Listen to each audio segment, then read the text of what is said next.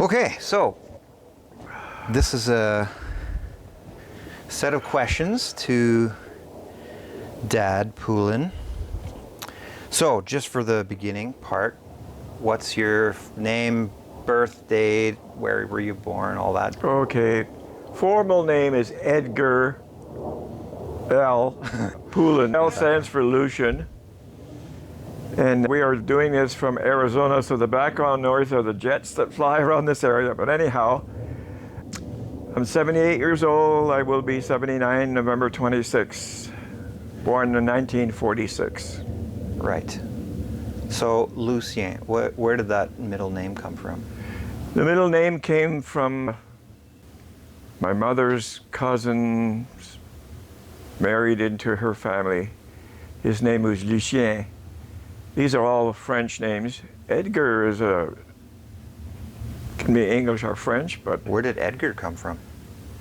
not sure. But I did have an uncle that lived not far from where I was born in Larder Lake. He lived in Larder Lake. I lived in Kirkland Lake, where I was born, and his name was Edgar. So Maybe from there? he married my aunt. So he was my uncle by marriage. Okay. So you were born in Kirkland Lake.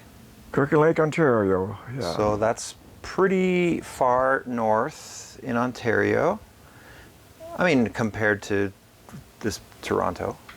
Yeah, about 50, 60 miles from the Quebec border kind of thing, but in Ontario, yeah. It was a heavily French town? It was half and half French, half English. The town was founded when someone discovered gold there. So for the many years, all the years I grew up in that town, it was known as a gold mining community. There were several mines. I think at one time they had 4, maybe 5 within, 15 miles or so of the town. And gold mining was the main source of income, miners working underground in all these mines. And Like it was actively mined while you were a kid? oh yes, yeah. Did you ever find any gold? Oh, I didn't go mining. No, I know, but just on the street. On the street. Not quite, no. We didn't get that close to it. But yeah, my dad never worked in the gold mine, but my brother-in-law, Clarence, was a gold miner and worked in the mines. Oh, really? Did they ever find, obviously they must have found something. There was mines there, but... Oh yeah, there was lots of money to be made. All those mines were very prosperous. And we even had a smelter there as well so we didn't have to ship the stuff far away to extract the gold. Mm-hmm. So, yeah. Interesting, okay. So growing up in this town, it was half French, half English. Your family was French in the home, right? Absolutely, we spoke 100% French in the home. But the whole family was bilingual. Okay. But we spoke mostly French. I went to a French Catholic school. French till grade 8, but they were teaching English in 4 to 8 maybe, grades 4 to 8, but everything else was mainly French. Did you have a bit of a French accent then with your English? Because you must have learned English. You'd have to ask someone else whether I had an accent or not. Your English is great right now, by the way. I know, it wasn't much different when I was younger. Yeah. I think I had a lot of English friends, and so I spoke English with them. Yeah. And French at school and French in our household. Okay. So it happened though, at a pretty young age you learned English. Yeah. So you wouldn't have had an accent then, probably.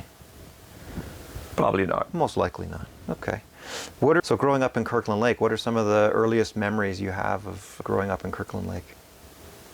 Earliest memories were, well, we heated our homes with either coal or wood, and had a lot of chopping to do and piling to do, the wood in the shed, and having to haul it in every day. That was part of the kids' duties. I was very deeply involved in that. So I did a lot of chopping and helping my dad, who had a business that would supply wood to people's homes in the town, because back then, almost 90% of the people had either wood or coal to heat and cook on. So it wasn't much later that oil furnaces came into play and that kind of stuff. So my dad went around and had a business. First of all, my dad moved from Quebec. He was on a farm and didn't quite like the farm lifestyle, decided he wanted to leave the farm. There was no future for him, he thought. He came from a pretty large family. I think there were 8 kids in his family. How old was he when he left the farm? He was about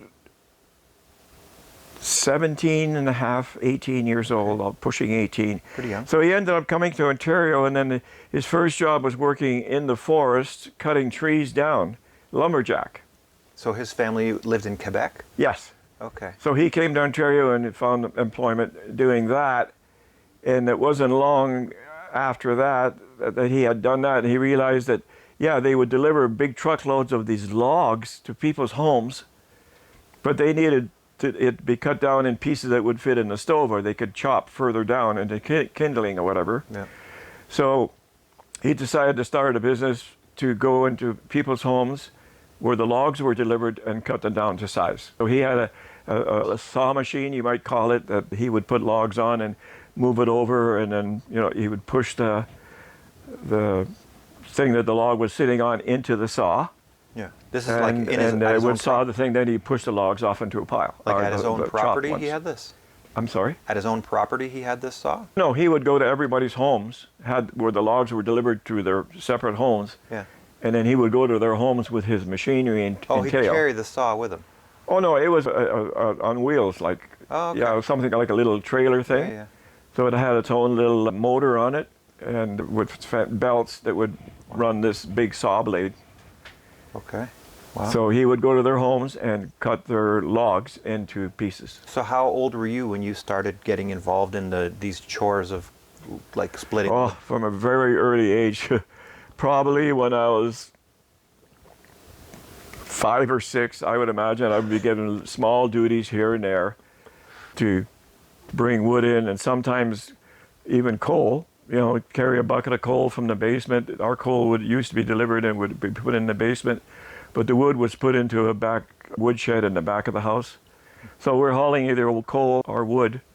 We mainly use coal in the wintertime because it lasted longer for heat. My dad would be the one first up in the morning. He'd put in coal at night before we went to sleep, basically keep the house warm. By the time he got up in the morning, there were just embers remaining, and he could add wood to that. So we'd save our coal for nighttime heating and wood for the rest of the day. Wood's less expensive, I guess. So Yeah, wood's less expensive and so easier to burns work fast. with. Yeah, yeah. Okay. So so you're working pretty young, but what's the family demographic like? Like how many siblings? So I have, there's one sister and 3 brothers. I am the middle child. My sister is about 4 years older than me. My older brother is another 2 years older than that, so 6 years difference there. And then my younger brother's 8 years between me and my next brother, Richard. And my younger brother, the youngest brother in the family is Donald. He's 10 years difference between him and I. Okay. So I was the middle child, yeah. He's the young pup of the family. Yeah, Okay. the trouble kid, the middle kid. Oh, you were the trouble kid. Well, I was the middle child. So. Yes. Indeed, that's where the trouble happens. So what was it like having 3 brothers and a sister? It was great. We all got along pretty good. Because there was 8 and 10 years difference between my younger brothers and my older sister, 4 years old. Never got to spend a lot of time with my younger brothers because I had gone later on. The schooling had taken me away to college, and so I spent a few years away from home. And then after that was work. So. Yep. Never got to know my younger brothers that well. It was only later on in life that we were able to come together at different times and then, really sit down and get to know each other really well. Mm-hmm. Because they were very young and there's a different demographic and age difference. Well, but my sister, I got along really well with her. Yeah. She ended up getting married in Kirkland Lake, and I was an usher, had her wedding, and married Clarence McAlpine. Mm-hmm. My older brother, Rial, also ended up getting married with a gal from Haleberry, Ontario. And he worked in the mine too, in the gold mines as well, but for a while, actually for quite a while. Ended up marrying this girl from Haleberry, and for several years, I would babysit for him so they could have a night out, go to the movies or something like that. And yeah, so it was pretty close to Réal and his wife, Georgette, Nice. and their kids, Micheline, Michael, and Janine. They had 2 girls and 1 boy. So when you guys were young, any mischief or adventures that you can remember? He's trying to pick between. I don't know the how many. young you're talking about, but I certainly have a story. I was a pretty hard worker. I volunteered and did work well. My dad was, because he was cutting, I should tell you a precursor about my dad. My dad, I never knew my dad with 2 hands, because he had had an accident and he had lost his hand at the wrist while he was sawing these logs for people into smaller pieces.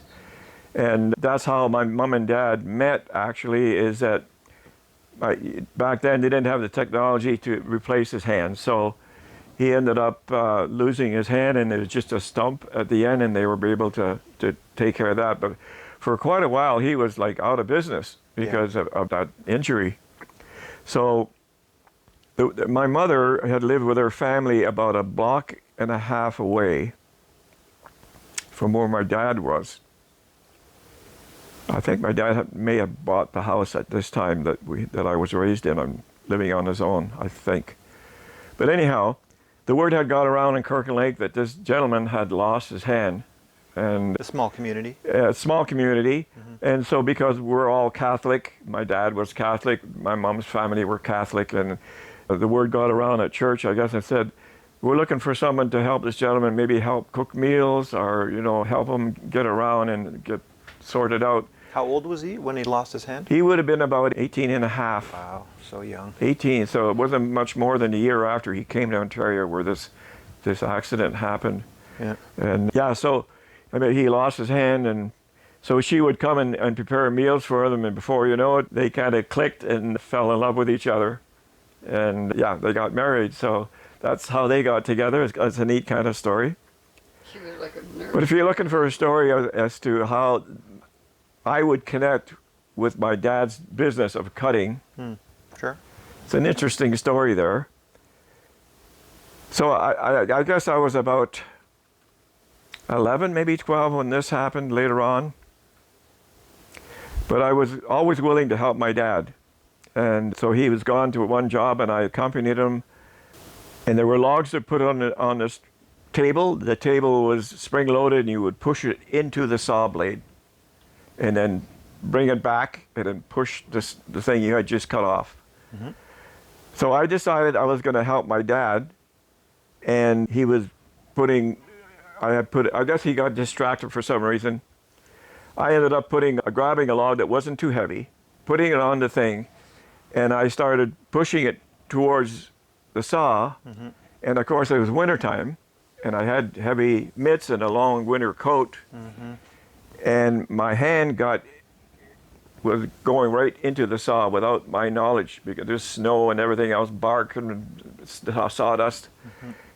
My hand was going right into the saw. I was pulling into my jacket, and I was pulling into the blade. My dad happened to notice at the last second, ran over and pulled me away and pulled the blade back. I might have had the same accident my dad had. Jeez. It was very close. Wow. So he wouldn't let me near that end of the saw at all. I could work the other end, maybe help push logs in when they needed it. Yeah. But I was not allowed back in that area. How old were you again. when that happened? I think 11, maybe 11 or 12. Dang. Yeah, he knows. Maybe younger than that even.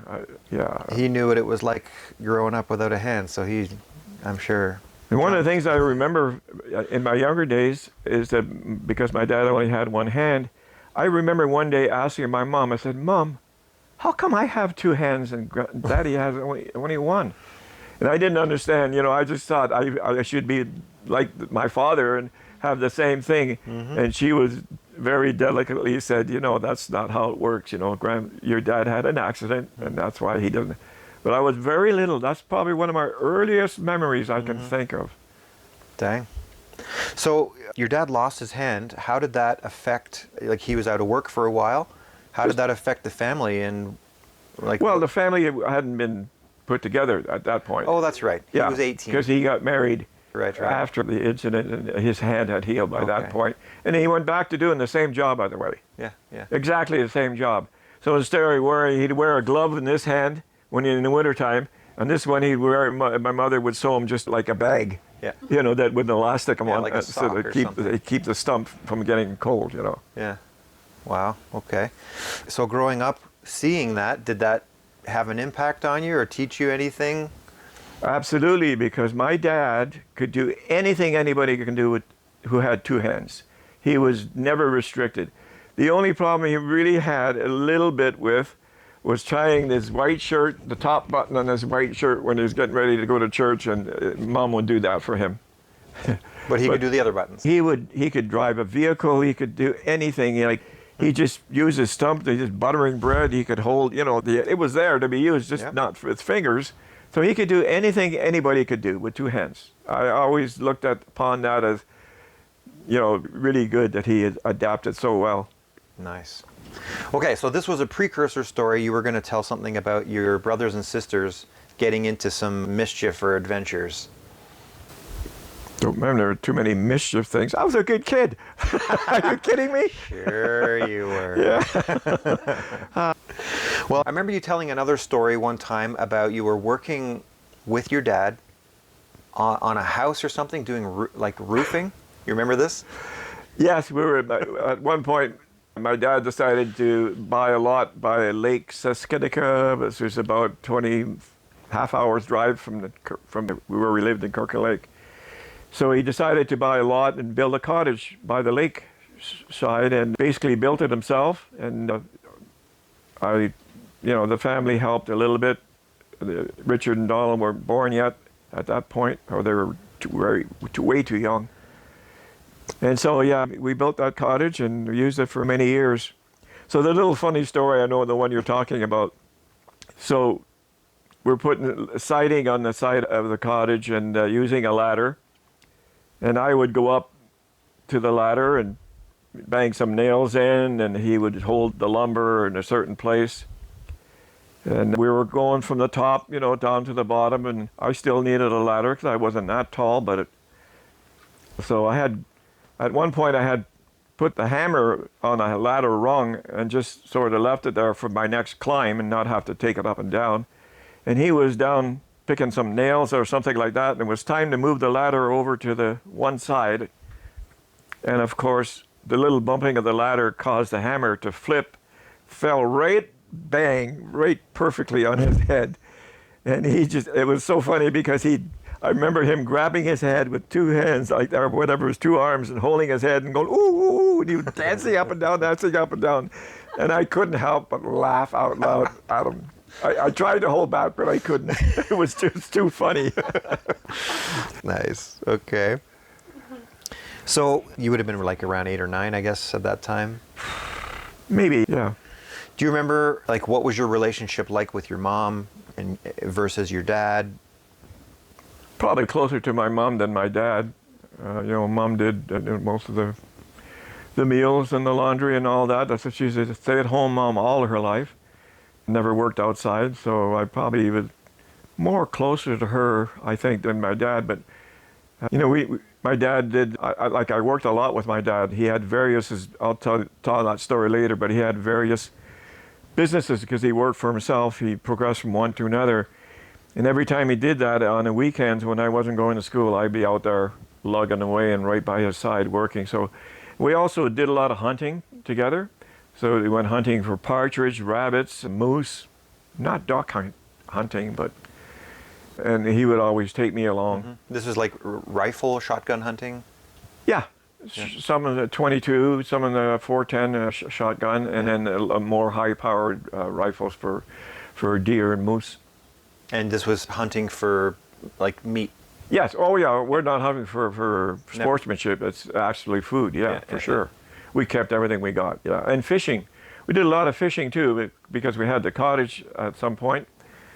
And even before we had the cottage, my dad bought a boat and a small motor, and we'd go to different lakes and that stuff before the cottage was built. Were your other brothers involved in all this stuff as well? My older brother, not so much. Real was his name. Not so much. By this time, he was starting to have a young family and, putting his time in with the family and so on. So we didn't, from time to time we got together, but mostly my mother would come out hunting with us sometimes. Nice. But mostly my father and me, and there were other friends that would join up and we'd all go hunting. It was my job that because I had really good eyes and my dad was older, and so some of the guests that he had brought with him couldn't always see a partridge. Partridges are very well camouflaged. And so I would, as we were driving by a road, I would say, "Oh, there's one there," and they'd stop and get out their guns, and bing, bang, boom, they'd get the partridge. So it was like drive-by hunting. No, most of it was walking. We'd actually have a point that we go to a trailhead and then get out and then walk along the trail and hunt that way. Yeah. Nice. Did you enjoy hunting? I loved it. Yeah, I really did. I loved it. Well, I wasn't able to formally get a license to shoot a gun until I was 16, and I had to take a hunter's safety course before I was able to get a hunter's license. Then I was able to buy my own gun, ammunition, from 16 years of age and older. Yeah. Nice. So I loved hunting. Yeah, I loved the outdoors. You still shot before you were 16, I'm sure, though. Yeah. Oh, yeah. I'd go out with my parents. They'd let me shoot at trees or whatever. Sure. Yeah. Okay, cool. So what kind of values would you say your parents tried to instill in you? I think probably the biggest value was church. We were churchgoers. We weren't the kind of Catholics that went to church, on Easter and Christmas. We went to church every Sunday. And we always tried to do it as a family, which was good. I remember one of the many times when I was younger that we'd even, Catholics say the Rosary, which is a prayer you say Our Fathers and Hail Marys as you go along, of course in French. But we would often gather at the foot of my mother's bed, my father and me and my mother, and we'd go through the rosaries and get on our knees and pray. We do that probably at least weekly for a little while. And I remember when I was very young, because that started, I remember it's got to be maybe 4 or 5 years old for me to remember when I was that age, that they were going through the prayers and kind of mumbling, and I was sitting next to the prayers, and I wasn't always saying all the words at that age. Didn't have them memorized, and I would go.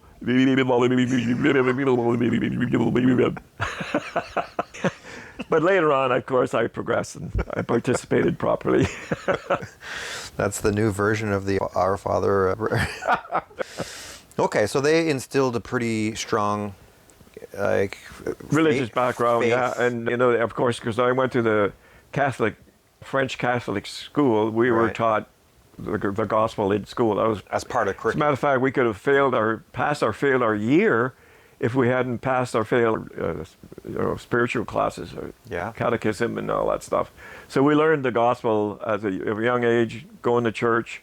And even in school, there was this thing where every Thursday morning, everybody was encouraged to go to Mass before coming to school that day. Okay.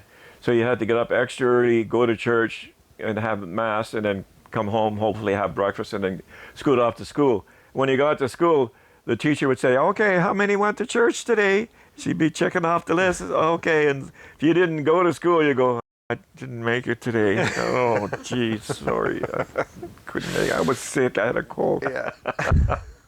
And some excuses were made up very well. So outside of attending church, was there a lot of talk in the home about faith and God or religion? Or is it mostly just at church on Sundays? We'd say blessing at mealtime, yeah.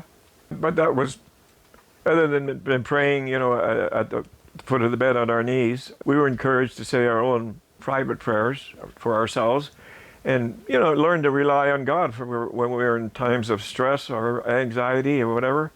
In school and stuff, to say, when we couldn't find things, we, Heavenly Father, help me find whatever's missing, my coat or my mitt or whatever. Yeah.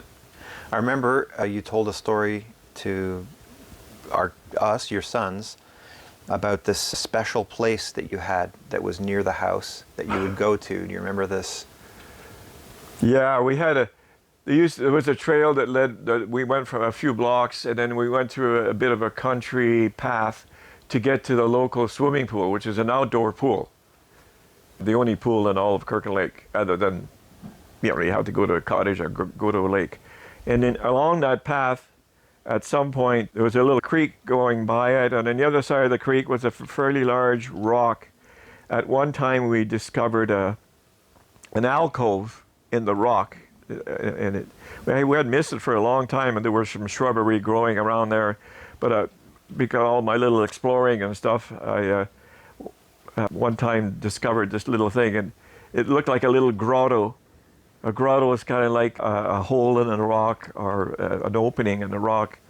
And me being Catholic, we used to always compare that to Bernadette of Saint Bernadette, who had seen an angel in the Catholic religion in France when she was a young girl, and this is probably in the 1600s, and she had Mother Mary had appeared to Bernadette.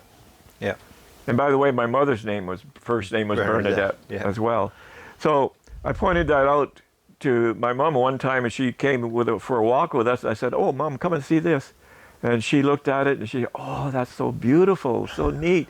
She ended up bringing some flowers and putting it inside the alcove, and it would bring back memories of that story of Saint Bernadette, who had an apparition from Mother Mary.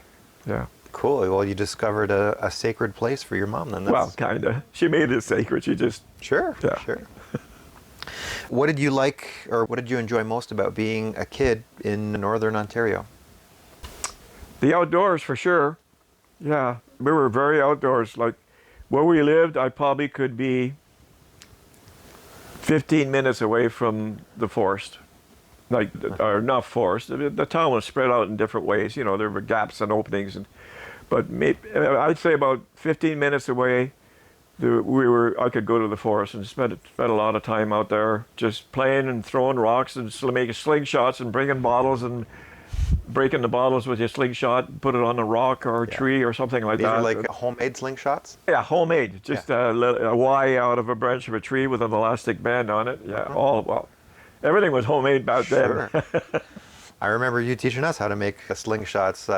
What did you make? What did you use for the elastic band?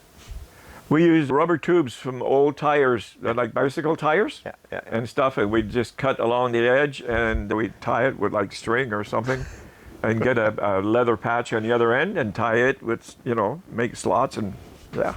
Nice. That's exactly how I remember you teaching us to do it. That was awesome. Okay, so moving on a little bit to, you must have gone to high school. Was that in Kirkland Lake as well? Yes. Okay. Maybe before we get to that, Yep. I should tell a story, to be honest. I had an issue when I was a young boy. And I'm not sure exactly how young it was that started, but it probably went from age 6 till maybe age 11. And I had a problem with my bowels. I didn't think about what the real problem was till later on in years. But when I look back, I think about it that I had issues with constipation so much that I would hold myself, because it became painful every time I went to the washroom, because I would wait for sometimes 4 or 5 days before going for number 2. And so I had a lot of accidents because of that, because then the urge to go came when I was not near a washroom, or I was trying to constrict it from coming out, which made it worse, of course. So for those many years, my mother sent me to doctors. I got checked out psychologically that maybe that was an issue with this young boy, soiling his pants. And at one point, I very well remember because she had gone through nurses and doctors for several years. At one point, I was brought into a hospital examining room. I was laid out on a table, completely naked, And there was a row of about 8 or 10 doctors all sitting in the chair discussing my situation and why I would be having that issue. And they would all take turns and come over to where I was laying on this gurney, and they'd poke and prod me, and they'd have a discussion among themselves what they might to do with this young boy. And I don't think they really found out anything very much. But one of the doctors recommended, well, maybe you should give, your son an enema, and so he can clean himself out once a week. And I used to kind of hate that when my mom did it at home. I would just do it at home, and she would hold a bag up of warm water and plug it in. But yeah, I didn't particularly like that experience, but I felt really good when I had emptied myself out. And I was good for like a week and a half maybe before I went back to holding it in again. So all those years, I had accidents, and some of the accidents weren't cleaned up right away. So there was an odor following me and soil underwear very often. So it was an issue I had to deal with. It made me a very humble person. Very humble person. I had selected friends because of that. Not everybody wanted to be around a person like I was, and so there was a good friend across the street that I made, an English person that I was very good friends and grew up with most of my life. Roger Martineau was his name, the whole Martineau family, and even Rolly, my sister Rolly, was friends with them as well. They were really nice people. So it brings back to a memory that I was at school, and the tradition was if your birthday was coming up, you could invite a bunch of your classmates to have a birthday party at your home. And so that, one of those years, that came around to me, and so I offered birthday cards to various kids, and one kid showed up. And I burst into tears. And the mother who had dropped him off said, "Oh, nobody else is here." And I said, "Oh, we must have cancel the party." She said, "No, let him stay." And so we had the party with one boy visiting. That was kind of a letdown. It was hard for me to take that little thing. Yeah, that must have been challenging. I'm sorry, I kind of went off track from your last question there. No, that's okay. We're going to move on to kind of the high school years. Yeah. Oh, maybe before I get to high school, one more story. So because we were Catholics and everything, I was at the end of grade 7 and just about to graduate to grade 8. I had the feeling that I would want to become a minister or a priest. And so I started thinking about it really heavily, and I even talked to the priest in our church, and I said, what can I do to get myself prepared for the priesthood later down the road? And he kind of said, well, you can write a letter to this seminary and let them know that you're thinking about it. He says, but you're still a little young for going down that road. I'm grade 8, so I'm about 13 years old. Yeah. So it was during that time, I guess when I moved in, it was more during when I moved into first year of high school, that those kind of thoughts disappeared because I discovered girls. And I started dating, and we were going to regular every Friday night dances with a DJ, and sometimes it was a local rock band that would play. And yeah, so I had girlfriends from then on, and then all this thought of joining the priesthood was put away. Okay. So at 13 though, what was going on in your life that made you think about joining, like becoming a priest? What was going on in your life that made you think about becoming a priest at that age? Well, I wasn't never really, in the Catholic Church they have things called altar boys, who help the priest give service when they're having a mass. I never became an altar boy, but in my mind, I thought about wanting to do good, help people. I knew what priests went around the hospitals. They went to people's homes. They did all kinds of good things. There was always someone that you could rely on and trust, for the most part. I guess I thought that lifestyle was good. And it would maybe also, I became a bit of a recluse because of my bowel problem, and I was a loner. But I thought that it'd help me, being a priest, I could do some good. Yeah. And I wanted to do some good, so. But then you met girls. But then I met the girls. Yeah. All this thoughts of doing good was. It was good with the girls too. Yes. So you had girlfriends pretty much consistently through high school? I did. Yeah. Do you remember how many girlfriends, or did anyone or? I dated 3 or 4, but one especially for almost 3 years, maybe 11, 12, 10, 11, 12. Okay. Yeah. That must have been pretty serious. And we then. go to dances. And dances was a big thing there for, sometimes there were bowling but mostly once a week dances. Sometimes I'd pick them up at their houses. Other times we would just meet at the dance hall. And it all started with me having a buddy of mine that was going to these dances, and he kind of elbowed me and said, "Hey, you want to come to this dance?" He says, "You could just go there." And of course, back in the early days, you just go up into the dance, pay your fee to get in, and the girls all be sitting along the walls, and the guys would walk up and around, and they'd either ask a girl to dance, or I was so shy. The first several times I went, I never asked anybody to dance, but I felt like dancing. It was, the music was good, and I finally broke down and asked the girl, and she said yes. Of course, the rejection is the real bad thing. I would feel really bad if I was rejected. Yeah. I already got rejected enough in my early life. Yes. I didn't want to be rejected down the road. But your challenges with vowels and whatever were long gone by then. by grade 8 they were gone. Yeah, that had ended, and and then I realized, it was just me fighting constipation. Yeah. That's probably what it was. Okay. Oh, at one point, just a quick story behind that. When I was in the midst of it, maybe 9 or 10, my parents were so trying to get me better that by recommendations from the doctor, they went all the way to Toronto. I mean, that's an 8-hour drive. Back then, the roads weren't that great. To see specialists in Toronto, the Sick Kids Hospital in Toronto. And I spent, half a day or whatever, and my parents there. Wow. They went all the way there just for me. Is this when you had the panel of 8 doctors prodding at you? After that, yeah, they had recommended maybe go to Toronto and see someone there, and maybe they can find a solution. Yeah, Okay. that they couldn't find. Anyhow, yeah. Anything in your high school years stand out as memorable?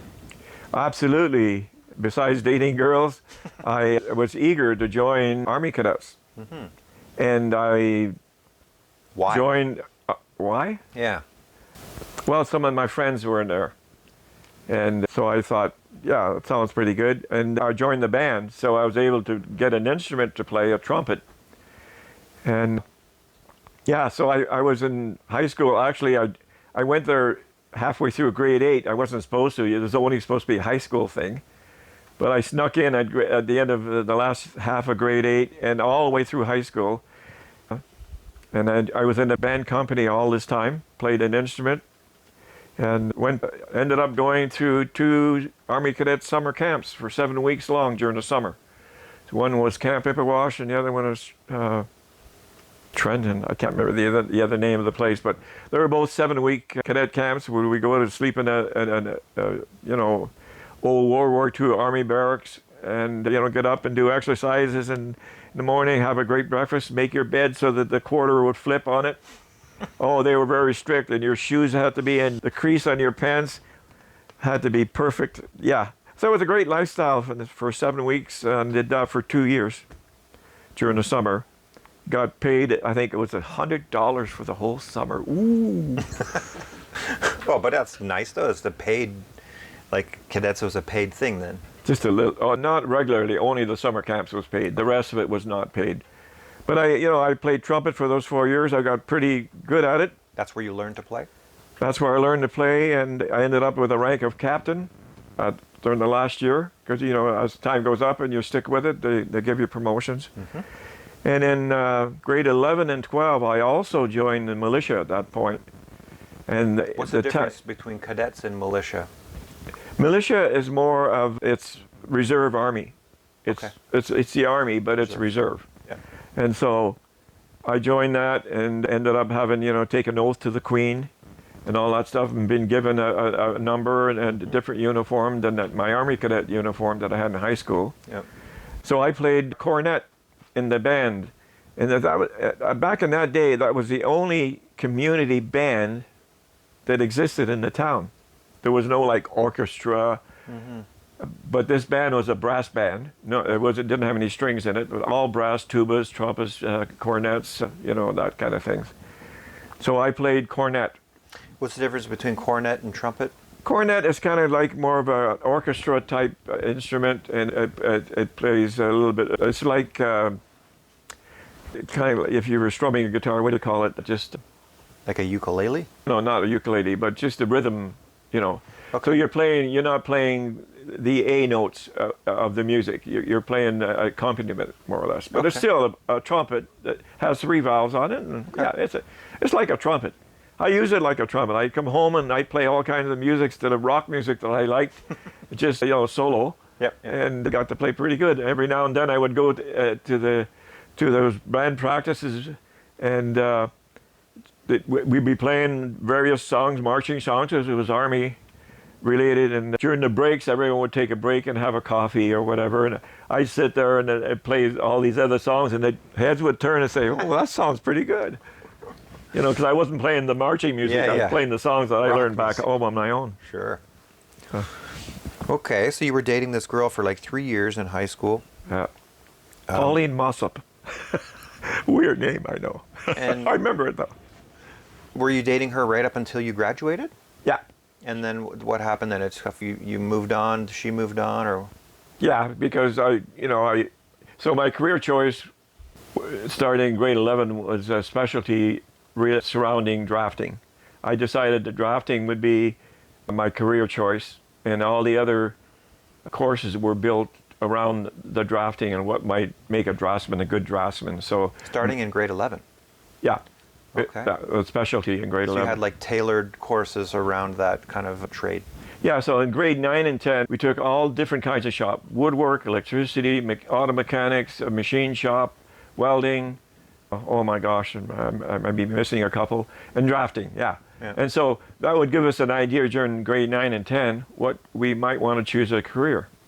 And after having met the school counselor for deciding what career we'd go to, she said, "Well, your marks are the best here in drafting that I can see." So, and I liked it.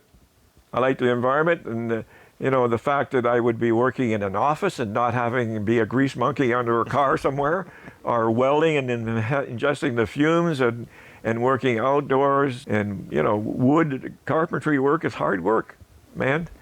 Anyhow, I chose that because of the environment, and I did really like it. Was there an expectation in high school then that you'd be going into a trade? Or were there a lot of people that were going into like professions as well? Or like Yeah, there were science? 2 streams that you could go in. There was the office stream, like accountants and whatnot, and the other stream was the trades. And so I went to this course called 4-year Trades and Technology stream. Yeah. What made you be most interested in drafting? I always loved taking things apart when I was a kid. If it was a clock, or if it was some device, any device that was put together. There were a lot of great fancy devices back in those days, but there were some. I mean, obviously. And I'd like to look at the interior and the gears and how it all worked. It always fascinated me to see how those kind of things worked. And I thought, I'd like to be the kind of guy who might be design something like that one day, or anything. If you look at anything in the world, for a couch you're sitting on, whatever, the car you're driving, it's all draftsmen that make up the plans for it to be built at one time or other. So I thought drafting would fulfill all my desires to get into whatever. And of course, when you take drafting, at one point you end up probably being a mechanical draftsman, an electrical draftsman, or architectural. So there's different streams that you could go in, further down the road.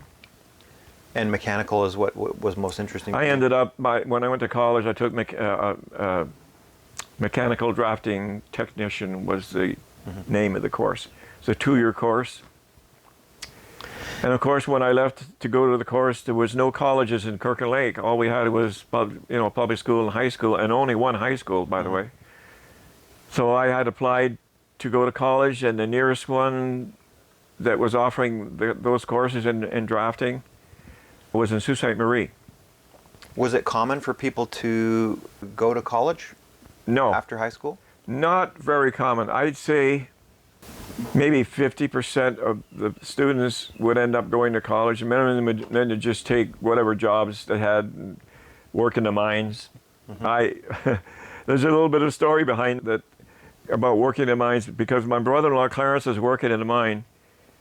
He at one point took me and then somebody else for a tour. They were allowed to take people, as long as you were a mine worker, you could take relatives or friends for a tour of the mines. Back then in Kirkland Lake, one of the mines was almost a mile deep. Wow. Yeah, one of the deepest mines in the world at the time. I think there's a diamond mine in Africa that's deeper. Wow. And so I went on a tour of underground of the gold mines. Well, they're still working there, and we were able to go in areas, you know, close to where they work, and almost right up to where the drills were into the rock.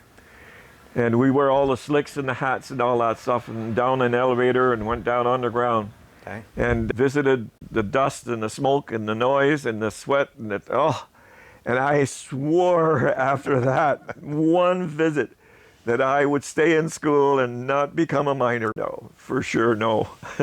Okay. So that helped direct me to stay Yeah. in school, not drop out and, you know, get whatever job. Okay, interesting. So tell me what that was like then. Not a lot of people were going to college. You decided that that's what you wanted to do. How did you save up for that, or how did that work? Well, I had jobs during the summertime that I would save a little bit of money for before college. I worked at a Coca-Cola factory. And there's a factory right there on Little Wee Kirkland Lake. But don't forget, Little Wee Kirkland Lake also had its own radio station, CJKL. Oh, wow. Kirkland Lake had its own radio station. That's There were upscale. 3 movie theaters at one point. I mean, the population, you know, ended up peaked around 22,000 at one point. And then, you know, as the mines started to close, it went down after that.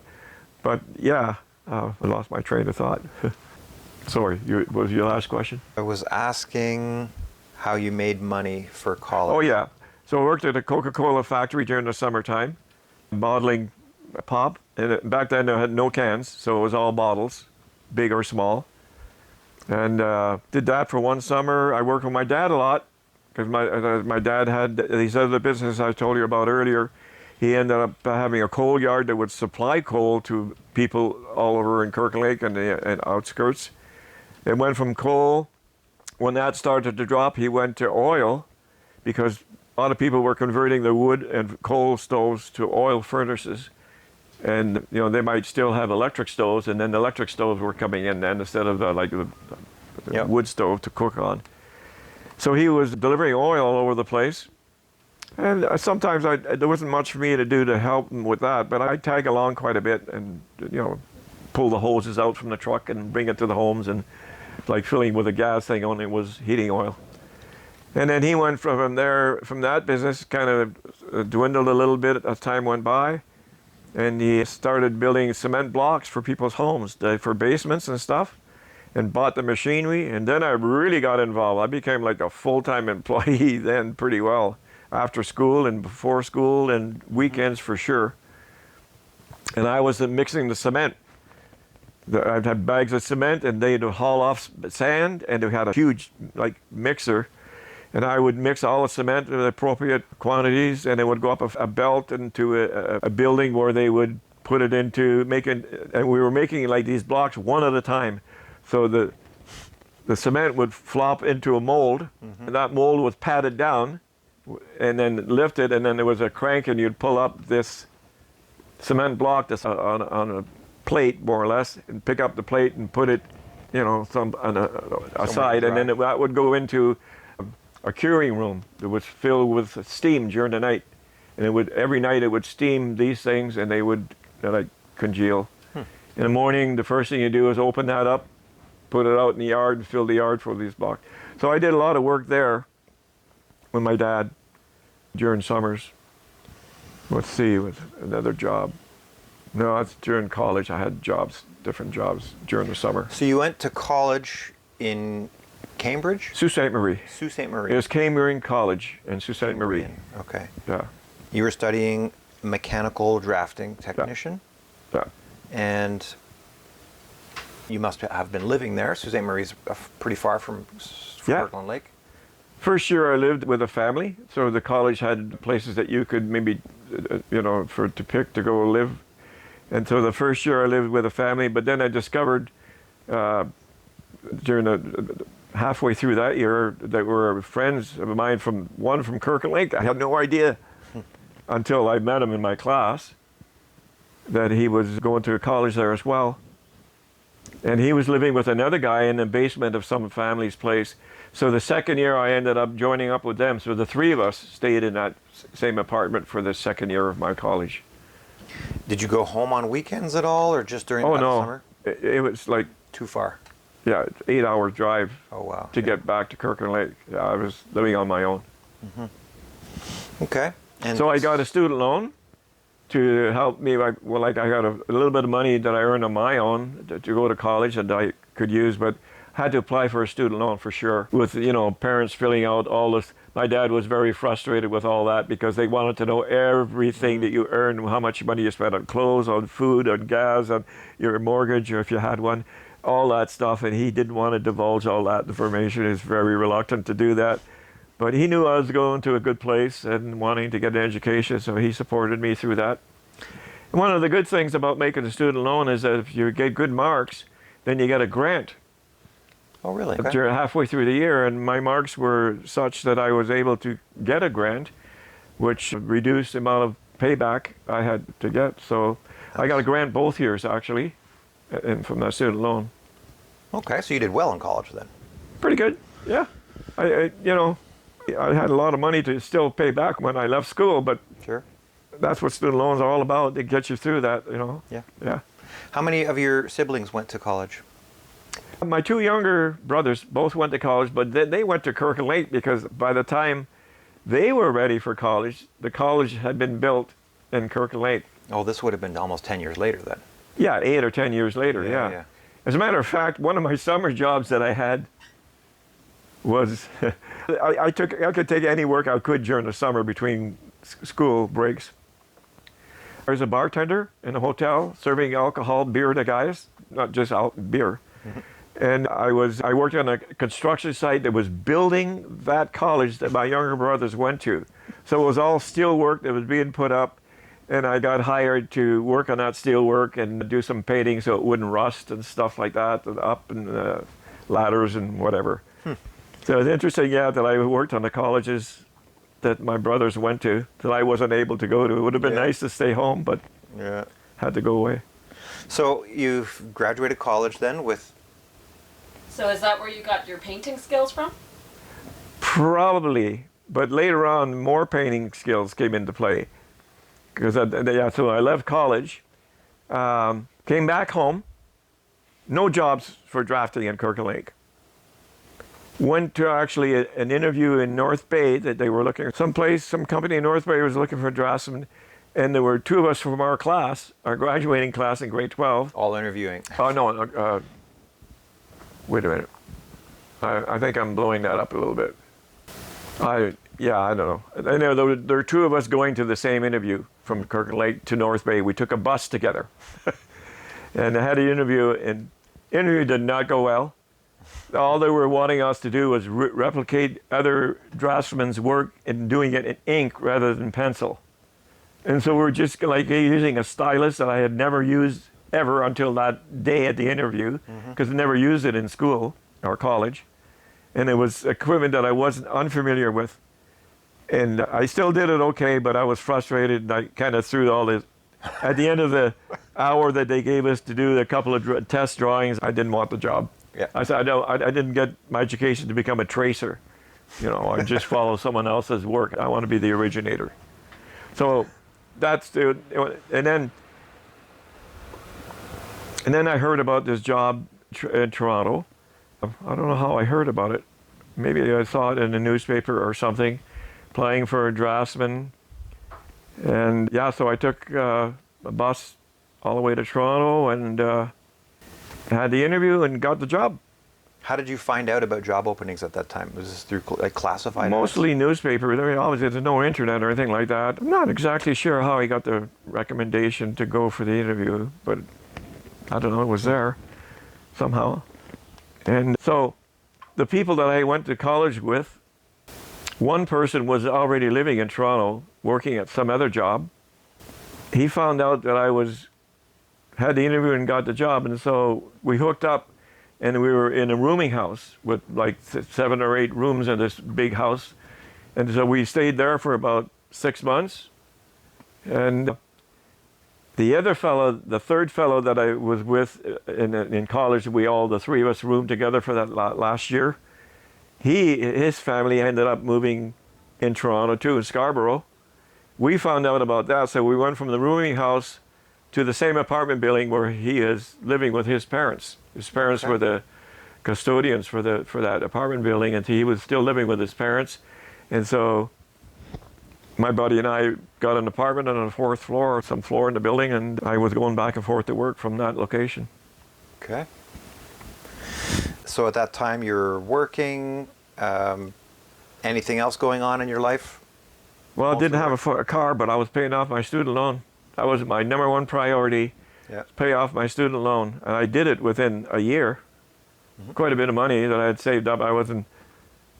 That's, I think, the first year I ended up taking golf for the first time in my life. Oh. So at work they had a golf club. They go out once a week to the golf clubs. And there were men and women. It was a mixed team. And someone invited me from work and said, "Yeah, have you ever golfed? We're golfing on Thursdays, every Thursday after work." And so I said, "Oh, okay."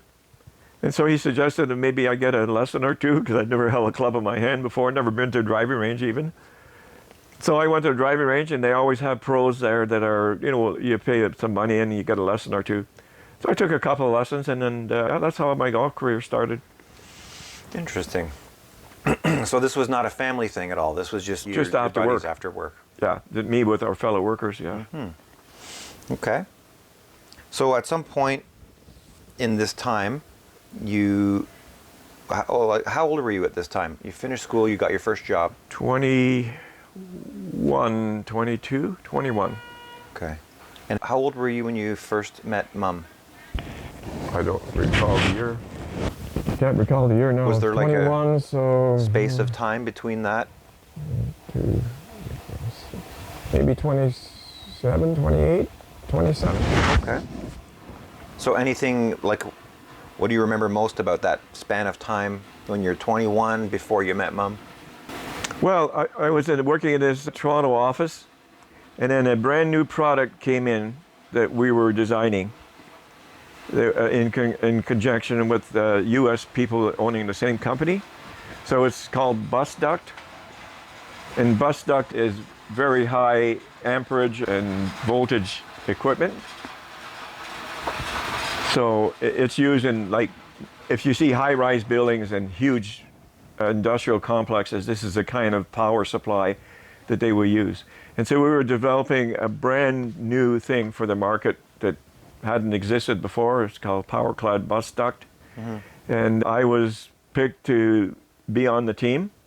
And as a matter of fact, I became the team in the first office for the first 2-3 years.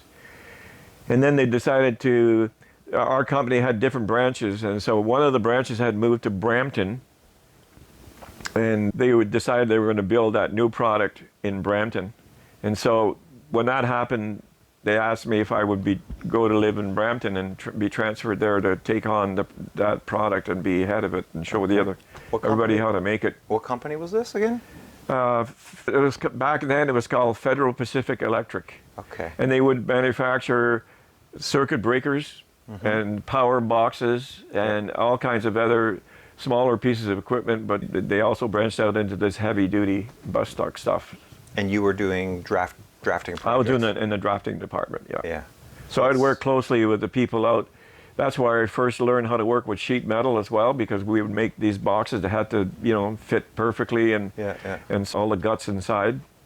And so I learned about tolerances of, bending steel and having to know how to make a drawing that would go out into the shop with the different gauges of steel, and they would bend the boxes and make it into a box according to drawings that I would come up with. Yeah. So you got transferred to Brampton, and I guess it wasn't too far after that. What Well, your sister was in Brampton already, right? Yeah, because I actually got Clarence a job to work at Federal Pacific Electric. Oh. He had gone to adult retraining in Kitchener, and even after that adult retraining, he didn't have a job right away. At the point, there wasn't a lot of jobs in Kirk Lake. He didn't want to go back to mining, but there weren't too many jobs. But in that interim, I saw a job opening coming up in the company I was working with, and they just wanted a guy to work, just use a bandsaw and cut different parts for the production line, sort of thing. And so I asked him to come over for an interview, and sure enough, he came, got an interview, got the job. So now he was working, and his wife was still back home in Kirk Lake, and that lasted for a while. He stayed at my apartment. We shared my apartment that I was staying in with my buddy. And before long, he ended up getting an apartment in Brampton, where he was now also transferred. He got transferred almost like I did, but before me. And his wife Rolly came from Kirk Lake, and they had an apartment there. So when I was transferred to Brampton, they already had an apartment, which I moved into with them. Okay. Interesting. Okay, so tell us the story about how I know there's something with them and how you met Mom and... Yeah, so while they were living in Kitchener and going to adult retraining, there was another couple that was living upstairs from them. It was Tony Ranger and this girl his wife was called Narda. And they made good friends because they were both going to adult retraining, Clarence and this Tony guy. And so I visited them one summer. This is a few years before they had moved to Brampton and before I had moved to Brampton. So it was just a summer vacation for me. I thought I'd go see my sister and brother-in-law in Kitchener. And then that's when I met Narda for the first time. She was just a woman, nice lady, living with her husband. So everything. We went together and went to a restaurant. We went to a bar, had a few beers, all the four of us, the five of us. Yeah, so everybody was getting along really well, but she was just someone married to this guy, and I didn't see anything of it. I ended up playing cribbage with him, with her husband at the time, and he was a nice enough guy, I thought. And, it was a nice, I think it was about a week visit that I stayed and went back to work. So here I am now, a few years later. We were living with Clarence and Rolly in the Brampton apartment, and during this time, I guess Narda had a falling out with her husband. They're still living upstairs? No, yeah, they're still, and they were still in Kitchener at the time. And Narda had ended up getting a job. She's working for some company that made speaker boxes and stuff. Okay. And during that time, he started, not being the husband he should be and running around a little bit. And he spent most of his time in the pool halls trying to make money playing pool. He was a really good pool player. And he'd, go out and play for dollars. But he didn't really have a job. And Narda had a job that wasn't, was paying some money, but wasn't enough to keep him going, really. There were no children involved, so when he was running around, I guess Narda decided that that's it, we're done. And so they kind of separated. And I guess Clarence found out, there were phone calls made back, Clarence and Rolly found out about Narda being alone up there now. They said, why don't you come over for Christmas or whatever, spend the holidays with us. So she got on the bus and came to Brampton. And so it was Clarence who was mostly friends with... And Rolly. They knew Tony as well, yeah. They were friends with Tony and... Yeah. Yeah. Okay. So Narda came over that one night, and I got to meet her now without her husband, and, heard the story of they're not together anymore. Yeah. And so, we had dinner, and we stayed up late. Clarence and Rolly went to bed, and Narda and I just clicked right off the bat. I mean, we just liked each other right off the bat. I found out she came from Northern Ontario. I came from Kirk Lake, Northern Ontario. She spent a lot of time in Smoothdock Falls or Ansonville, and connections with Northern Ontario all over. And she was my kind of gal. We had a lot of things in common. And I remembered her from that visit, but just barely, Yeah. And we just got along, and during the first night that we were together, we started talking and joking about all kinds of things, and every now we just poke each other like that. And she poked me back, and I'd poke her again.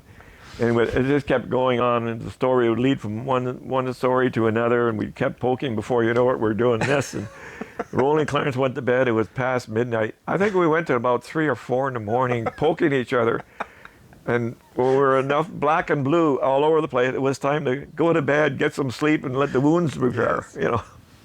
So that first night would just really clicked really well. Narda was, I think, really impressed that I was a draftsman. She thought that was a pretty good career for a guy to have, and what I was doing and stuff, and she was impressed with that. I felt impressed that she was impressed, you know. So yeah, we got along right off the bat, and so, you know, Clarence would drive her back to the bus depot, and I'd go with him, and I'd say goodbye.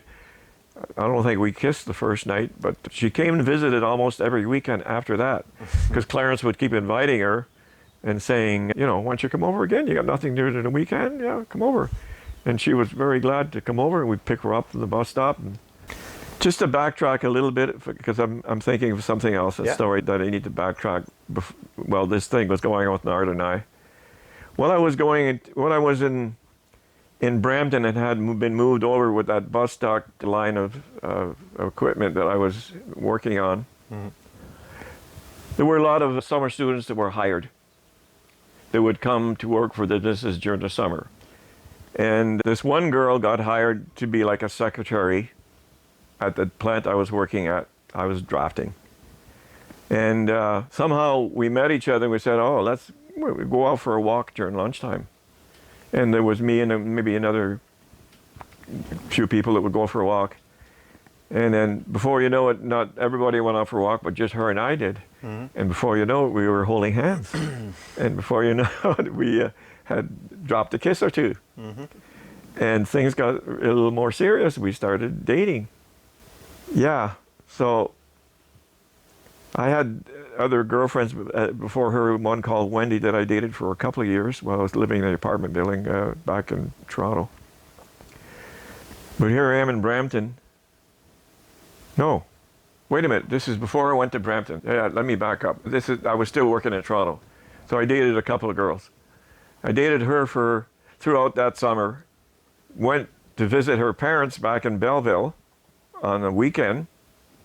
Things were really getting pretty serious. Yeah, that's pretty serious. Yeah, and she was trying to become a teacher in school. She was studying to be a teacher and in college. I was getting really serious with her. She could see that I was getting serious, and I didn't get on my knees or anything like that, but here's what I did. Without telling her, because we were talking serious, I went to a jeweler and got a ring. An engagement ring, had it engraved. And then she's back in Belleville, living with her parents now that the summer's over. Yeah. And I ended up getting a phone call with her and saying, I was hoping maybe to come up and see you this weekend. I said, I got something special going on. And she says, well, I kind of like started seeing another guy that I was dating. Oh, no. And I prefer that maybe we break off our relationship. Wow. Oh boy. So, sad. That's disappointing. Here I am with this ring engraved, and nobody gave it to. Felt really down. Go back to the jewelers and say, anything you can do about taking back this ring? He said, I can't take, he said, I can take the ring back. He said, I can take the engraving off. He says, but I can't give you the cash money for it. You have to buy something in the store. So I think I ended up picking some expensive watch or something. I think it was a watch that I had bought, yeah, back then as a trade for the cost of the ring. And so, yeah, that little affair ended kind of not very good. The other person I had dated when I was still in Toronto was a girl called Wendy, and I dated her for about 3 years. She ended up, without telling me until the last minute, that she joined the Air Force. And she said, next week I'm going off to base. Wow. And yeah, it was that short a notice because she didn't want to tell me ahead of time. I don't know. But that's the way that first thing ended up. So I had Wendy, and then I can't remember the one I almost married. I can't remember her name anymore. Blocked it out because of the way she treated. Kind of like this cutie over here. Yeah. Dang. Okay, so maybe that nice fancy watch helped your chances with Mom then. Wow, he's Well, a I guess it held it off draftsman. until I found the right one. Don't even remember. no. For sure, yeah. Got a nice career. He's got this fancy watch. He's a catch. Okay, so you hit it off well with Mom. Is there a moment that you like figured, other than beating on each other for fun, like is there a moment that you knew that she was the one? Oh, yeah. I knew she was the one, although they didn't maybe declare it outright.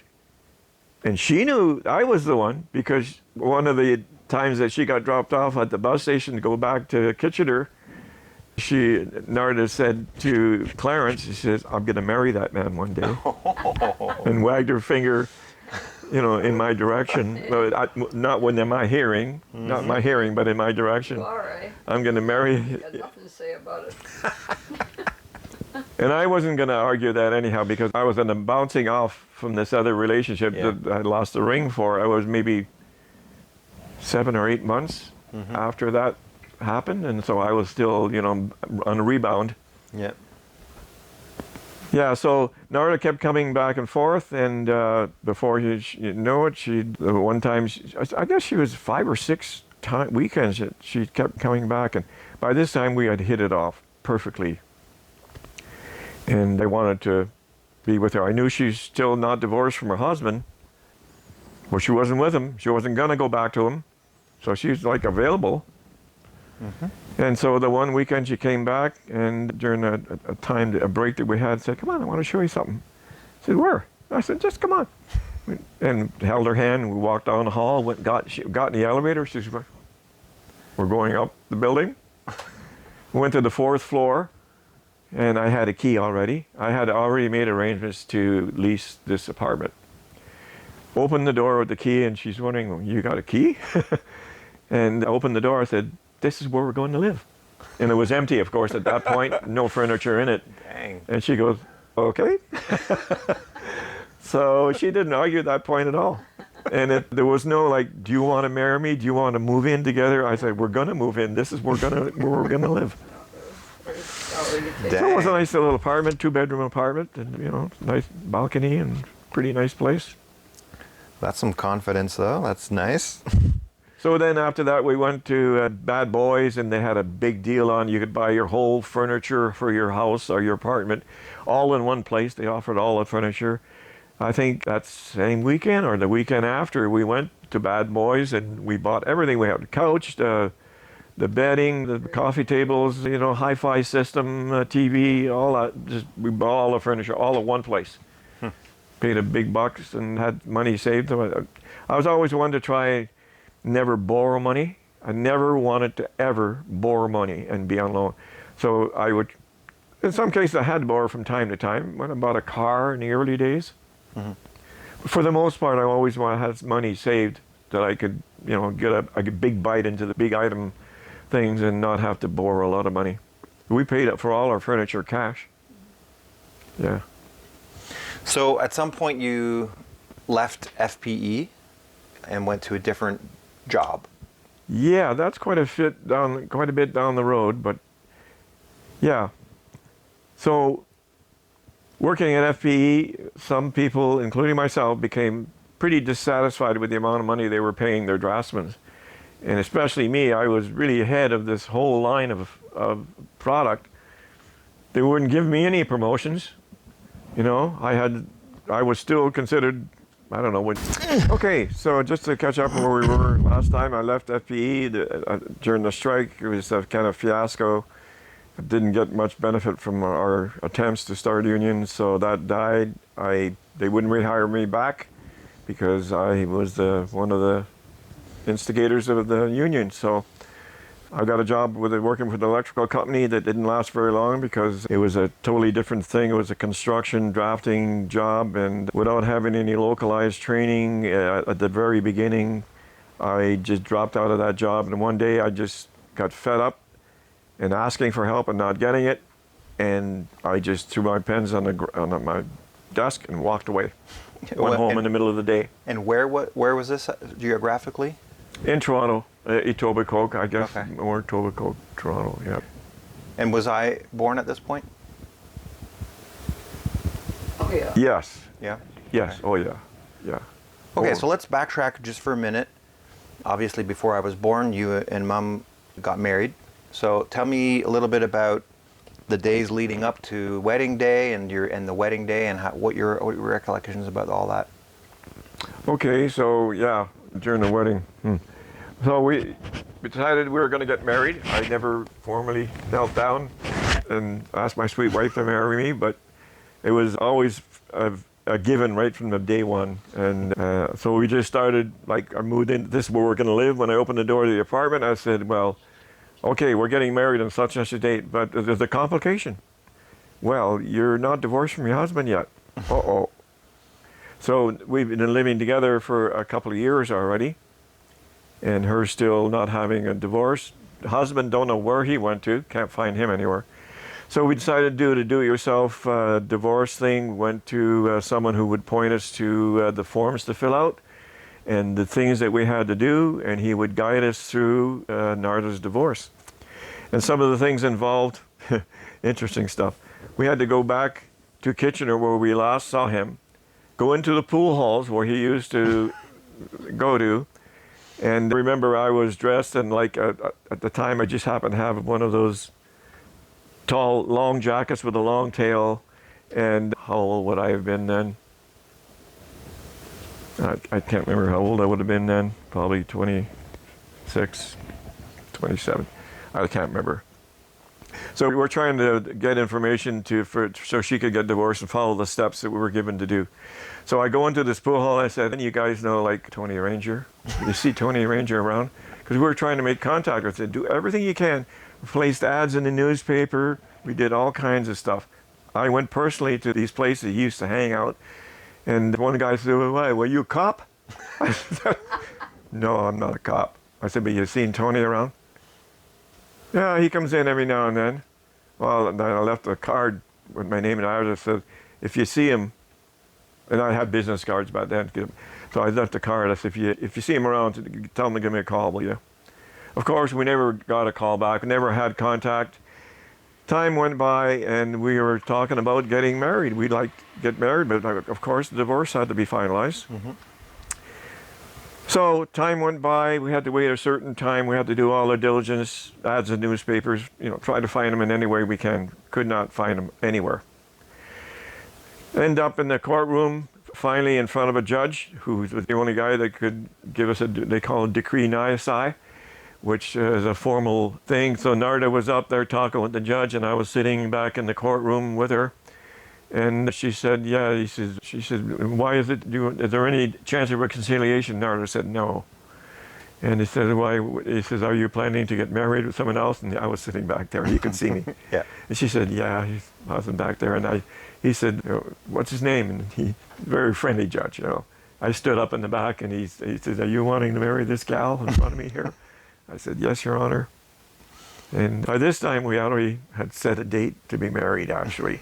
We thought the court case had to happen before, and the timing had to happen ASAP. So I told him that we had a date planned to get married already. And he banged his gavel on the thing, and he said, then I hereby declare that the divorce is final. And he just left instructions, if you ever can contact your husband, give him these papers. So he doesn't know he's married or divorced for many years. We never did contact him, ever. I don't know how he found that he's even divorced, Narda divorced him. But anyhow, make a long story short, yeah, we walked out of there, and I think it was about 6 weeks later, a month to 6 weeks later, we got married, and we did a pretty big wedding. We had rented a hall. We got married in a Catholic church in Brampton. Part of being married in the Catholic church, Narda had to meet with the priest, and she declared that, I think we took a couple of lessons for Catholicism, but she didn't have to take it. She was Presbyterian, Protestant, so she kind of kept her saying that that's where she was going to keep her religious affiliation. So we ended up getting married there. It was a great day. We had a wonderful wedding there in front of the priests inside the church, and rented a hall and had a nice meal presented, and alcohol was paid for by us. We paid all the expenses, by the way. For your own wedding, yeah. However, my dad did give us a $500 wedding gift, which we actually bought engagement rings and wedding rings with. Yeah. So He gave it to you Dad, before the not wedding. knowing what to give me, he gave me that way before the wedding. Yeah. It was coming up, and Narda and I went together to the jewelry store to pick up the engagement ring and matching wedding rings as well. So yeah, we had a good party. We had a DJ and a lot of dancing. Went into the late nights, and it was a wonderful wedding. Nice. So that night of the wedding, we had planned to go the next day to this Rock Hill Park, which is a place we'd go to quite often for concerts, and it's out in the country, and you're camping in a tent, and there's a little pond where they have a stage, and they had all kinds of different good entertainment that were brought up from the United States. Mm-hmm. And so we were heading out towards that park after we left the hall, the wedding hall, and thought we'd get a motel room close to the park. Of course, it was late at night, after 11 o'clock or later, and hotels that we saw were all closed along the way, the little motels. So we ended up backtracking, going all the way back to Brampton and getting a hotel, a big hotel that's open all the time, and we stayed the night there. The next morning we packed our bags and went to this Rock Hill Park, and that was our first day out there. And quite a few relatives and stuff had stayed over there as well who attended our wedding from long distances, and they were directed to go to the park, and we'd have a family gathering sort of the next day. Yeah. So that was our first day. A bunch of your family was able to travel to the wedding, of course. Yes. Yeah. Yeah, my mother and father were, Yeah. Yeah, Mersh and Howard were there. Yeah. Oh, a lot of relatives came. Yeah, there was a big wedding. There was, I don't know, a few hundred people. Wow. Yeah. That was big. Okay. So we're going to skip a little bit about kids, and we'll get back to that later. Just want to finish up about your career. So eventually you went through a number of job transitions, but eventually you got hired at a heavy water plant, and then converted to a nuclear power job. Before that, so I left that electric jobs I didn't like that I just went home from. I got another job working at a company that manufactured cabs for off-highway equipment, lift trucks, backhoes, graders, the packing machines that made just all kinds of heavy duty equipment that required cabs, operator cabs in equipment. So I designed operator cabs. They would bring in, I would sometimes go to a place and take measurements from the equipment. Sometimes the equipment was brought into our shop, and I would just make measurements and design a cab that an operator could have with, windows and glass and doors and all, the whole, everything. Oh, so you weren't just doing drafting, you were doing like structural I was engineering. designing. Wow. Yeah, designing. That's cool. Not so much structural engineers. Okay. Some of their cabs were rollover protection structures, and so I got into a little bit of that, but most of them were just weather protection cabs. They had, other equipment needed to have rollover protection on the sides of hills, and the equipment rolled over, the occupant had to be protected. Yeah. So I did a couple of those jobs, but mostly they were just weather enclosures. Sure. Made out of steel and painted and glassed on, and fans and all that other stuff. So I did that for 5 years. And at the end of 5 years, I was ready to move on. I had 2 kids by this time. Eric was born and Bernie was born. Bernie's a year and a half away from Eric. You're still in Brampton. Still in Brampton, yes, in an apartment building, in a 2-bedroom apartment building. This is where we're going to live. Yeah. So seeing a job application in a newspaper, actually, again. Ontario Hydro was looking for a draftsman that would work over at the Bruce Peninsula for the heavy water plant that they had up there at the time. They also had nuclear power stations that they were building and were already operating. They were building more. So they needed some staff up there. And so I applied for the job, went downtown Toronto and appeared for the thing. And they had, I asked them, I think I was one of the first actual interviewees. And when I left the interview, I didn't know how well I'd done. I said, "Are you having other people come in?" He says, "Oh, yeah, you're actually the first." I said, "Oh, okay, well, you're probably going to find somebody else before you're done." So I left the interview and came home, and I thought I did a fairly good job. 2 weeks, 3 weeks went past. I didn't hear a word. I decided to call in and say, "Oh, I was just wondering. I went for this interview a while back, and I'm wondering how I placed, or and if I got the job." And oh, yeah, you did get the job. We were meaning to call you any time, and it took a while to get all the interviews in and stuff. But no, you got the job. Oh, wow! So because I had worked as a summer student at a power plant for Ontario Hydro, way up just south of James Bay, where the roads end, and the railway is the only thing that brings you up north. So where the road ended is where they had a power plant. It wasn't a nuclear plant, but just a dam. And so I worked there for the summer as a painter. And that's how I was hired to paint the buildings. So they had a little village there. The only people that lived in it were the people that worked at this power station. They're all Ontario Hydro employees, and some was a butcher. There was a place for people who weren't married, and they had built houses for families that had moved there and they were living and working there. But a very small community of maybe 400 or 500 people, and so they had a lodging for singles to live in, and they prepared meals and stuff like a bunkhouse and cafeteria. So I worked there during the summer, and because I had worked there that one summer, when I got the job to work at the Bruce Peninsula with Hydro later on, this is about 2 years later, a year and a half later, they ended up paying for my move. And I said, well, I'll have to hire a mover. And he said, oh, you work, because on my application and my resume I had put that I had worked as a summer student, blah. And he said, oh, the fact that you work with Hydro as a summer student qualifies you for a free move of all your stuff from your apartment, all packed up and moved to your new location. And now, of course, our new location, so when I got the job, Nard and I traveled, got someone to watch, I think we took the kids, when someone babysit the kids. We traveled up to Port Elgin, which is the nearest community to where the plant was going to be. And we checked out the houses and the rentals, and there wasn't much to be rented, but there was a brand new house. There's a one-story house that's built on a concrete block and no basement, but it was a brand new house. And we quickly went from one place, from a bank, to the builder who gave us a loan to. We can make a loan with the bank and a loan with the builder, so we were afford enough for a down payment for the house. And so we had a place to move our furniture to.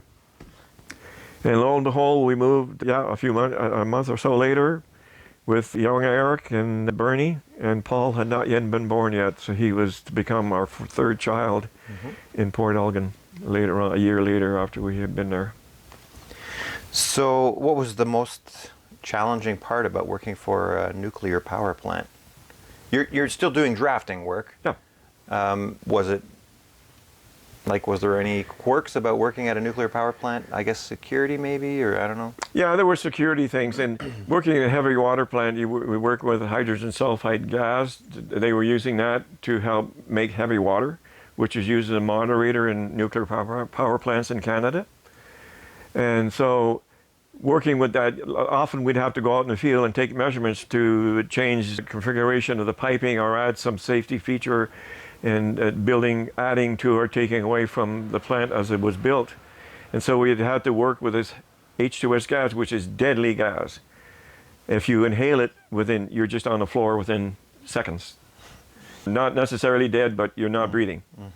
And so we had to take training courses with masks and an air tank regularly every month. Everybody in the plant who worked there, whether out in the field or in the office where I worked, and going to the field from time to time.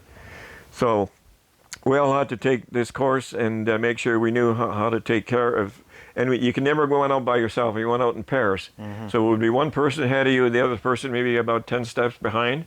If the person in front fell, then you had to know what to do and how to do it, and go sound an alarm, put on your mask yourself, and then go try and help your partner who fell. And so that was something I had to learn to live with in a heavy water plant. So that's not a nuclear power plant, but it's making the moderator to go in the nuclear power plants. Yeah.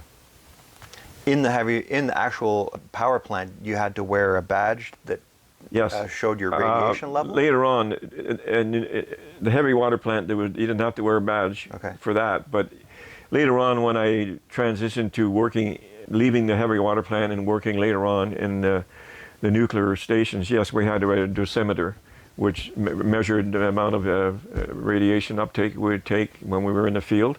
Well, obviously, we worked in the office. I was clean, but we often had to go in the field and take measurements and do the same sort of thing.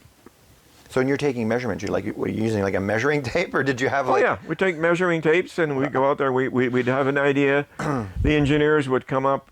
We'd work with the engineers. So basically, I was nuclear engineering technician was my title when I worked in a nuclear plant. Finally, and so we'd work with the engineers to either update the plant systems or alter them in some way.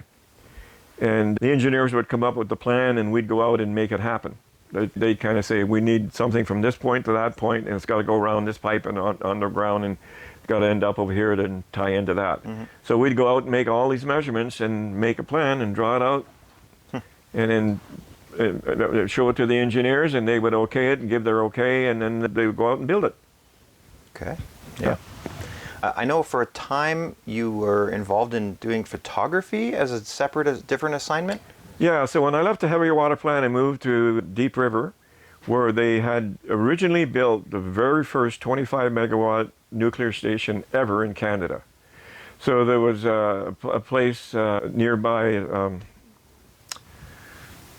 can't remember, where the nuclear engineering for Canadian Chalk systems. River? Thank you, I forgot about that. Yeah, Chalk River was where they first engineered Canada being involved in making nuclear power for electricity.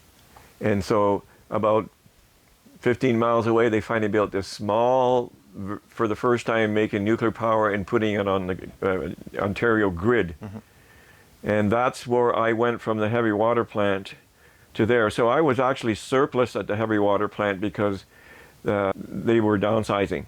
And I just so happened that there was an opening in Deep River for the guy who was a draftsman there. He was moving to Darlington Generating Station, which was a brand new generating station just getting under construction and almost ready to start up. So I replaced him. He was also the photographer for the plant.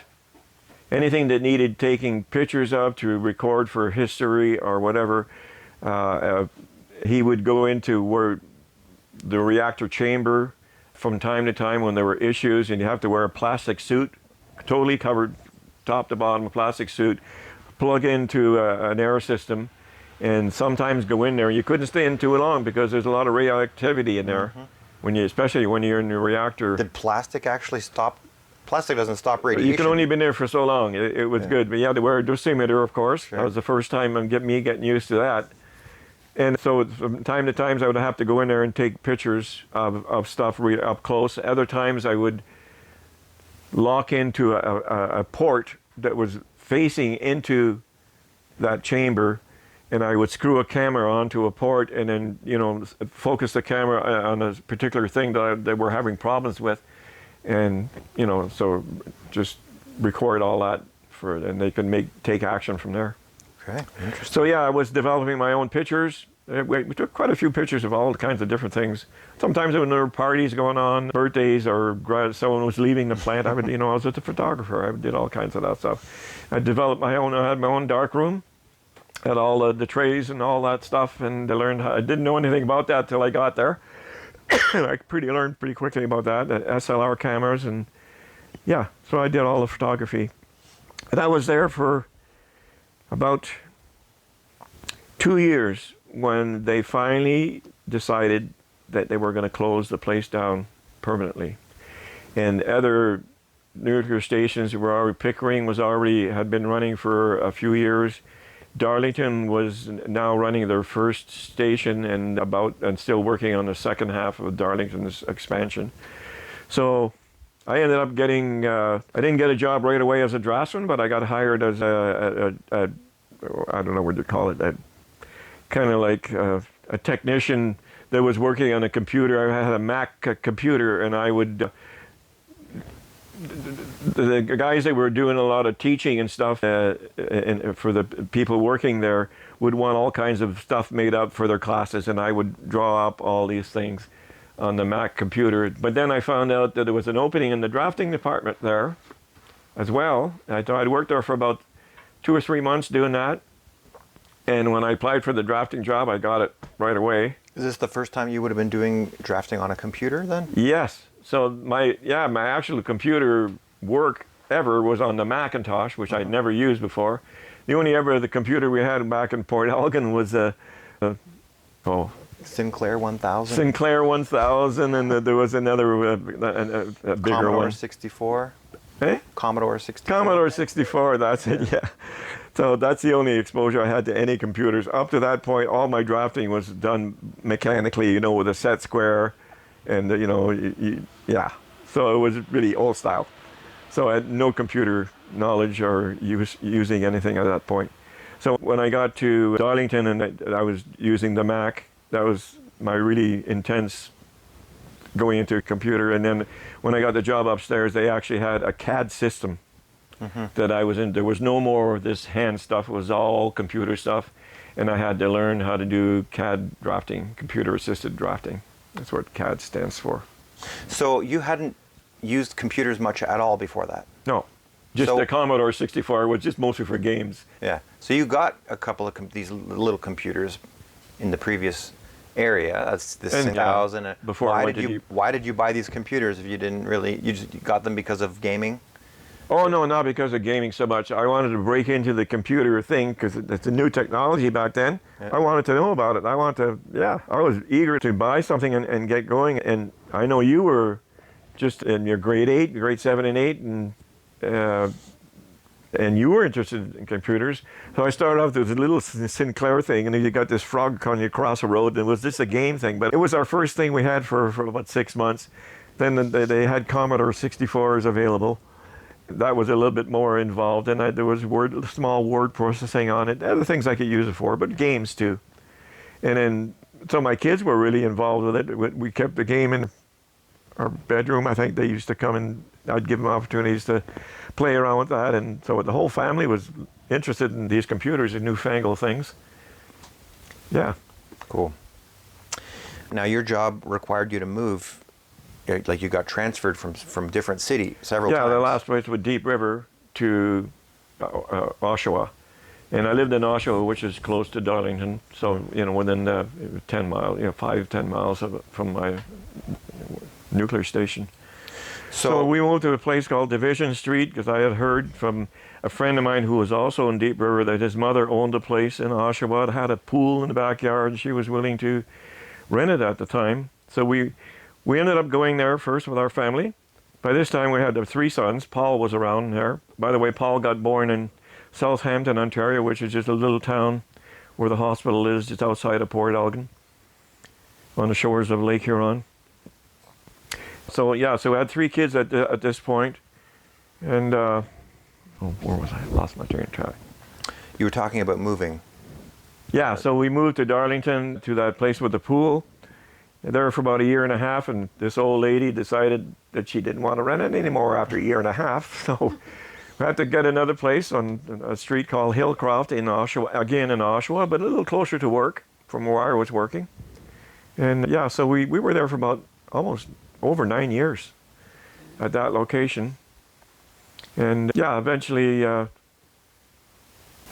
we were able to, Narda and I were able to put together enough money for a down payment for a house and bought a house in Curtis, Ontario. And we moved from that house on Hillcroft to this brand new house, paid $172,000, but we had upgraded by $10,000 for a few other little things. We wanted a sunken living room and a couple other little things that we added on. And so we used up all our RRSP room that we had not been using all our lives, and had enough money with personal savings and RRSPs to be able to get a down payment and buy this house. Nice. Brand new house. We were so proud to get in there. So the moving then, you started in Brampton, you moved to Port Elgin, you moved to Deep River, you moved to Oshawa. How did these moves impact you, and how did you keep your family grounded during all this transition.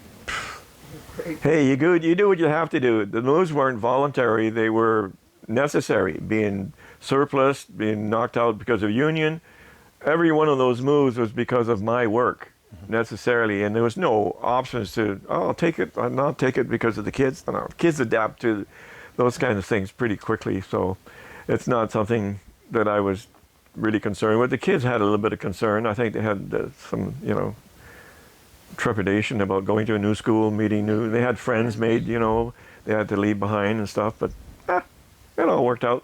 They really liked the pool at first, and then when we moved to the other place, well, we'd have to do different things than swimming. But yeah, everyone got along pretty good. Okay, let's switch over to a little bit about fatherhood and family life. So what were your thoughts and feelings when you became a father for the first time? Oh, wow. I always wanted to be a father. Narda and I had discussed in our early years that, yes, I want children. And so Narda became pregnant during our honeymoon in Europe, which was 11 countries over 3.5 weeks in 11 countries, which Rolly and Clarence came with us. Believe it or not, my sister and brother-in-law came on our honeymoon with us, but it was the most fun we have ever had. Nice.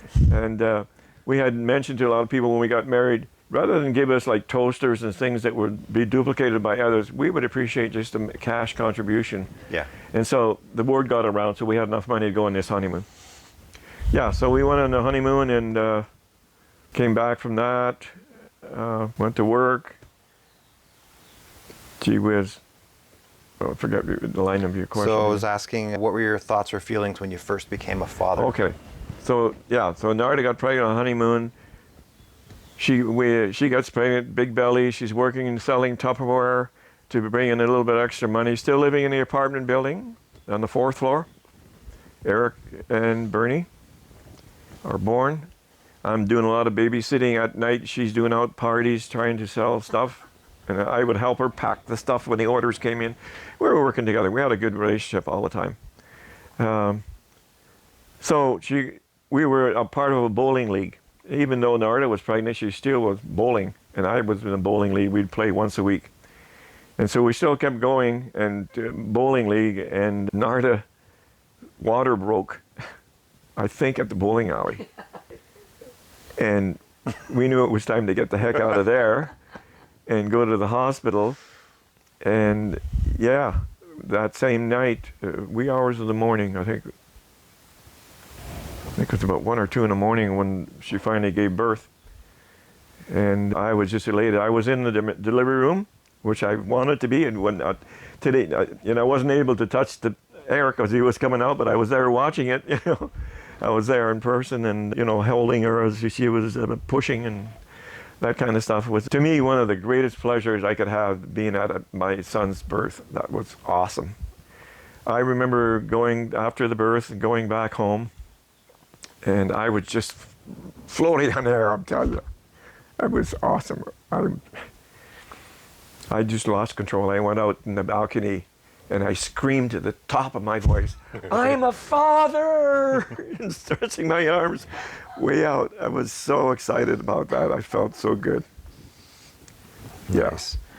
I assume it was similar for each birth. It was. I was at each birth for all 3 sons, and every occasion was like the first one all over again.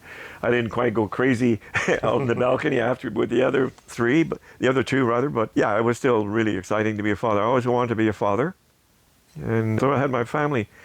And of course, Bernie came along because of Narda's, we had a talk, and she said, I grew up as like an only child, although she came from a large family. There's a big gap between her and the next sibling. Mm-hmm. So she basically grew up alone and didn't really particularly like that. And she wanted to have Eric to have a brother to go up with and not be alone as well. Yeah, or sister. So we discussed that, and so it wasn't long that Bernie was born. About a 1.5 year difference between Bernie and Eric. Mm-hmm. Yeah, and then another 1.5 years, maybe 2 years between Bernie and Paul. Mm-hmm. And Bernie was born, like in Brampton Hospital, so was Eric, and Paul in Southampton. I don't remember. Well, okay, there's a reason we had Paul. We'll just touch on that a little bit. We had joined the church when we were in Brampton. After Eric and Bernie were born, the missionaries came knocking at our door. This is a very long story, so I'm just going to cut it really short. I'll ask you more about that later. Okay. Yeah. And what church did you join? I became one of those Catholics that went at Christmas and Easter, didn't go to church on a regular basis. So we weren't going to any church. When missionaries came, which But yeah, so, Narda kind of said, Heavenly Father, if you let us have, when we moved to Port Elgin, there was with 2 kids, and she said, Heavenly Father, if you let us have another a house to live in, we found a house. I already explained how that happened. Mm-hmm. And we're able to get a good job and move up there. She had made a covenant, more or less, with the Heavenly Father that if that could happen, she'd willing to have another child. And sure enough, we had Paul. Was 3 always the number that you guys wanted? Pretty well. Yeah. We didn't want to go beyond that. No, we didn't want 7 kids. Ed wanted to try again, hopefully get a girl. Yes, I always wanted a girl. I wanted like one of each. That would have been. We probably would have stopped right there, but we didn't have a girl yet, so we kept trying. And then Paul was not Pauline. I said 3 strikes and you're out. Yeah, 3 strikes and you're out. That's what she said. Yeah, but Nice. 3. Yeah, we were happy to have the 3 boys. That's it. What are some of your best or funniest memories that you have of raising us? Oh. Wow.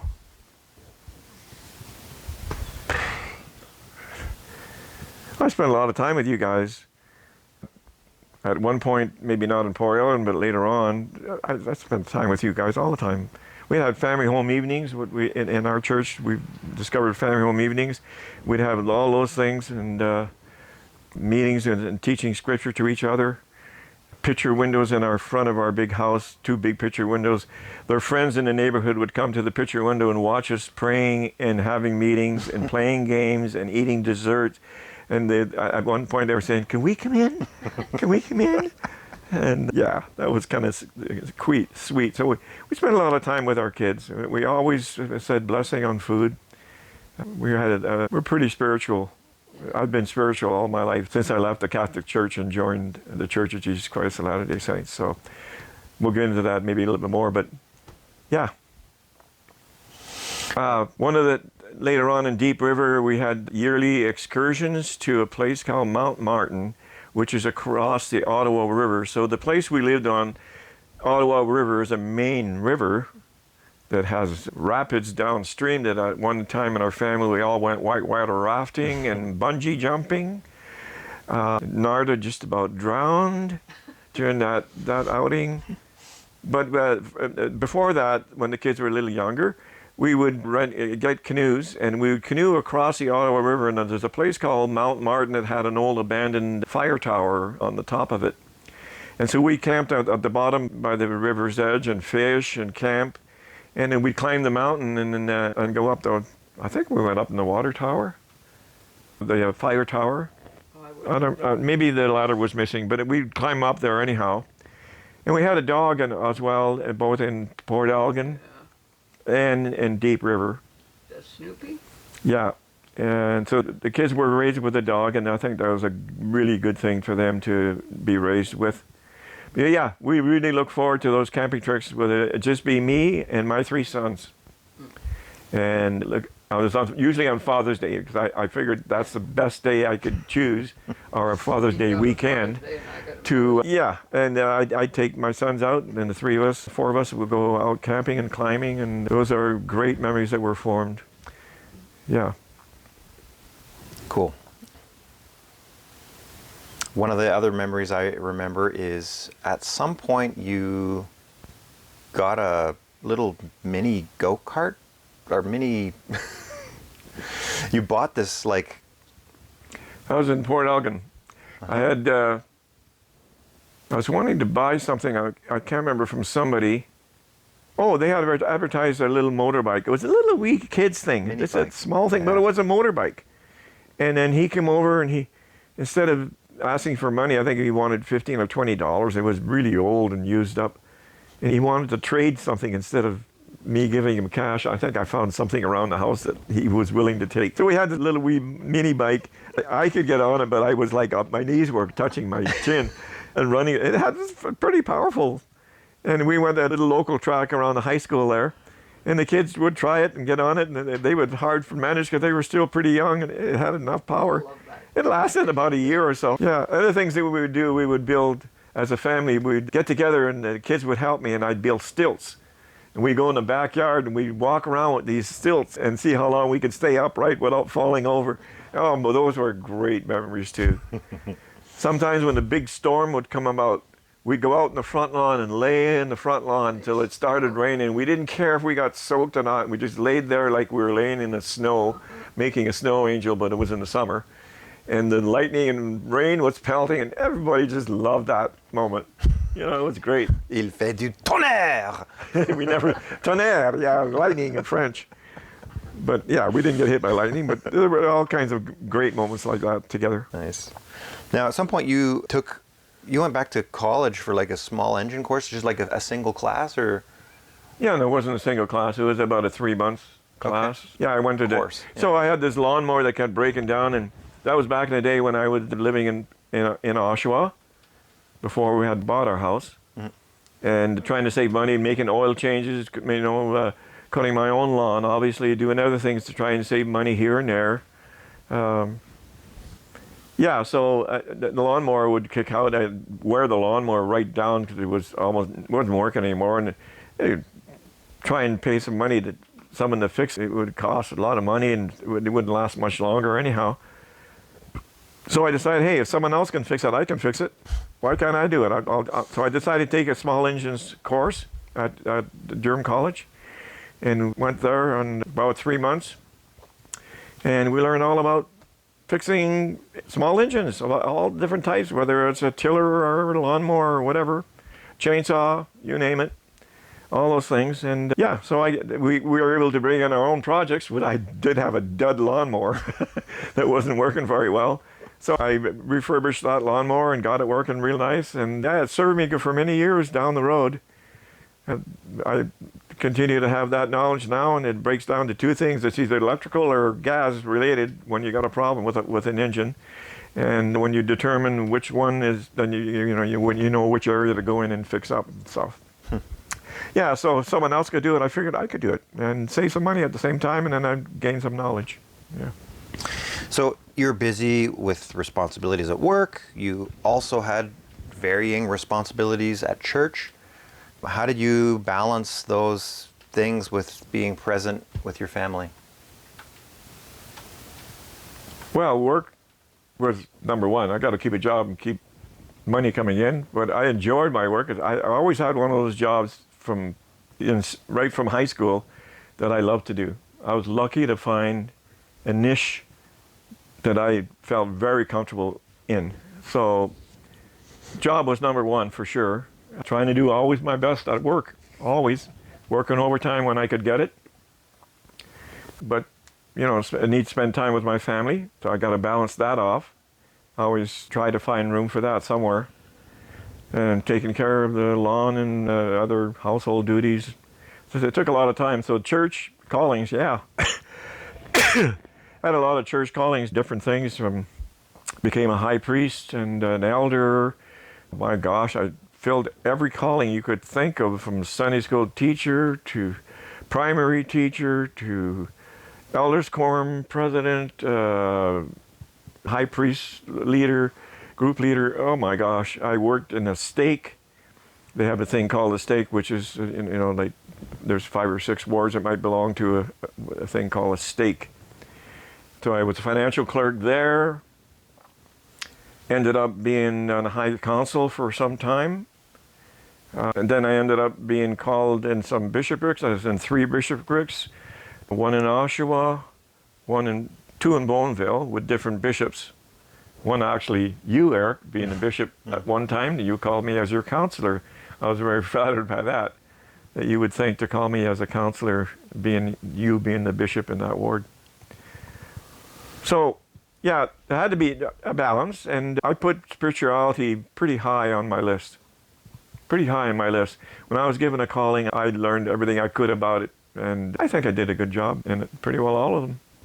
So it's hard to find a balance in life when you're really busy and being pulled everywhere.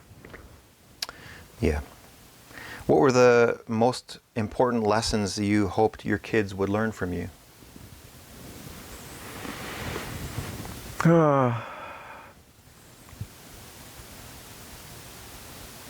To get all the education you can, try and find an area that you like to work in and love to work in, even better than just, not going to school and getting whatever job and being, not being happy about going to work every day and being, I would like to leave that memory with the kids.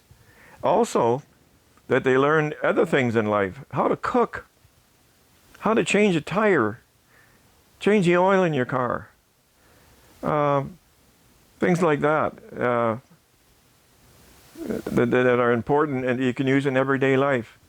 The other thing that I thought was really important, and for some reason I've always had that in my life, was the financial aspect of planning, financial planning, and always being able to have money saved ahead of time rather than going out and making loans and paying interest forever.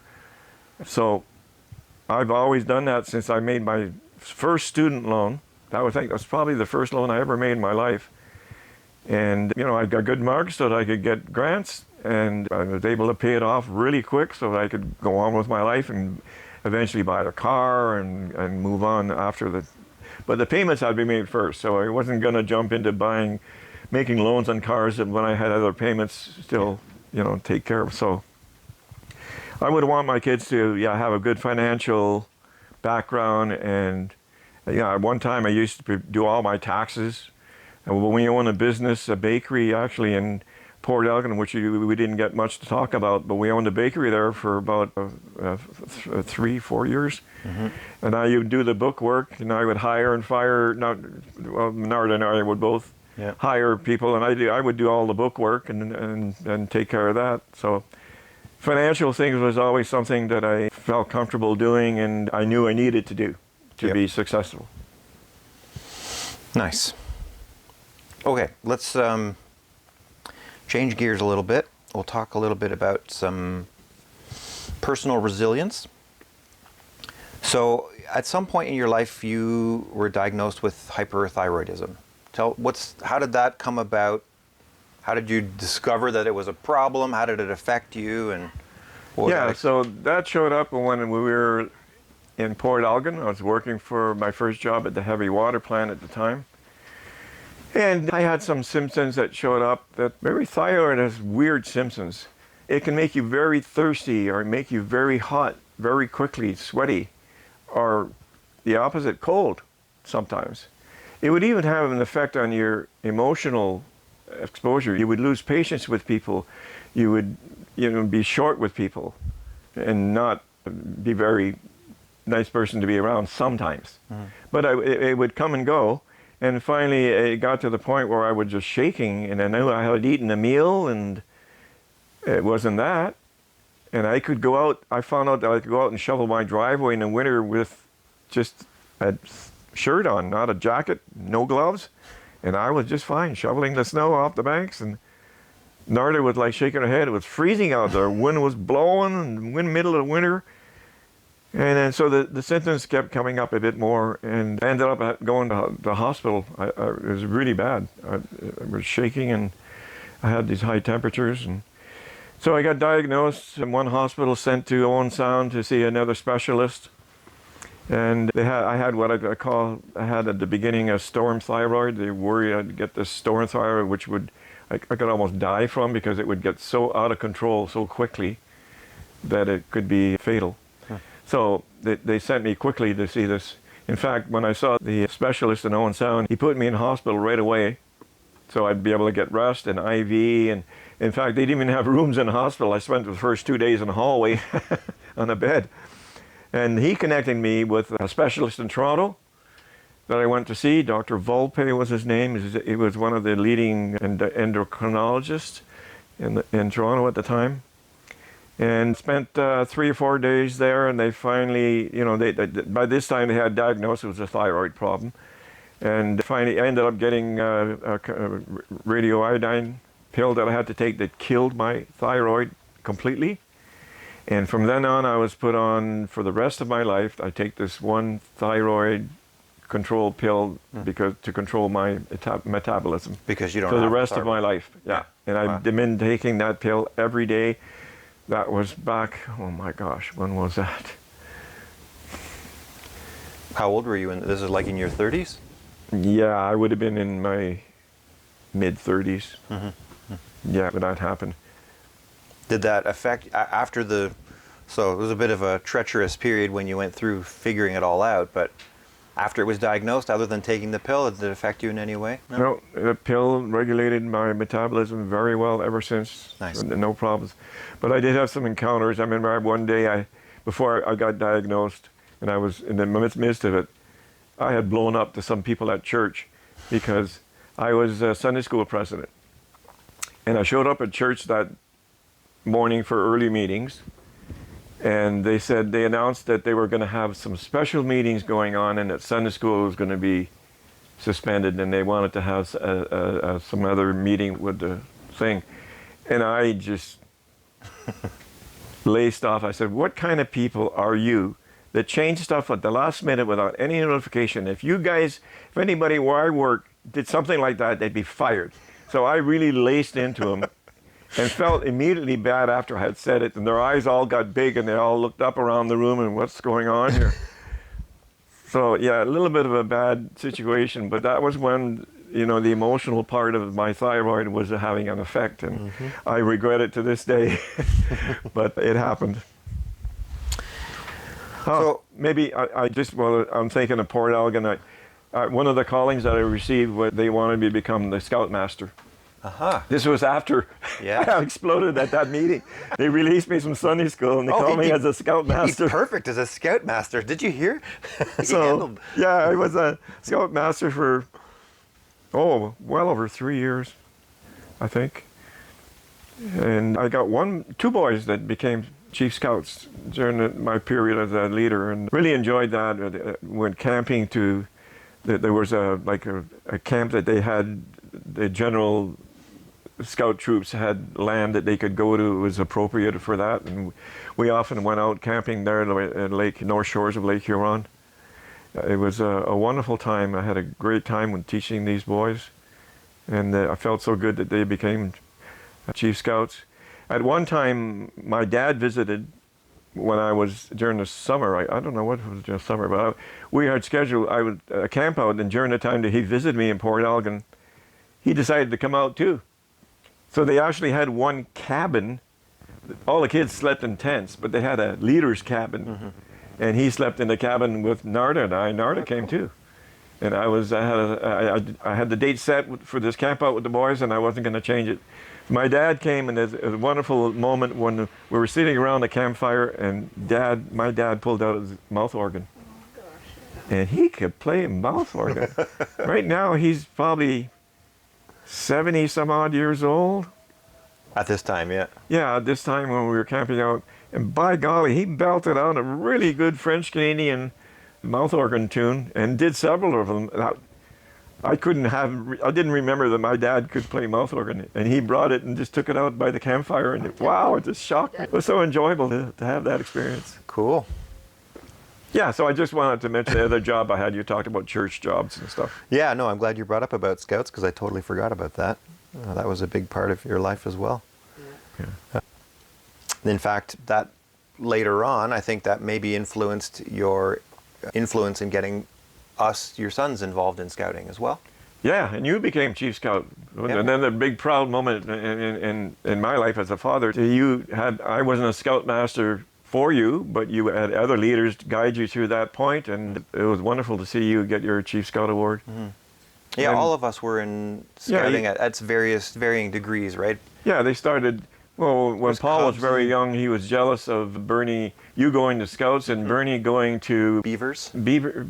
Yeah. Yeah, Beavers. Beavers, and then And so Paul was too young to go to either one of them, so Narda ended up changing this thing called Tadpoles. tadpoles. Invented And so she tadpoles. just invented this thing, and so that on the nights that Eric and Bernie would go out to their youth meetings, and Narda would do something special with Paul, and just be her and Paul, to make him not feel, slighted cool. in any way. That's cool.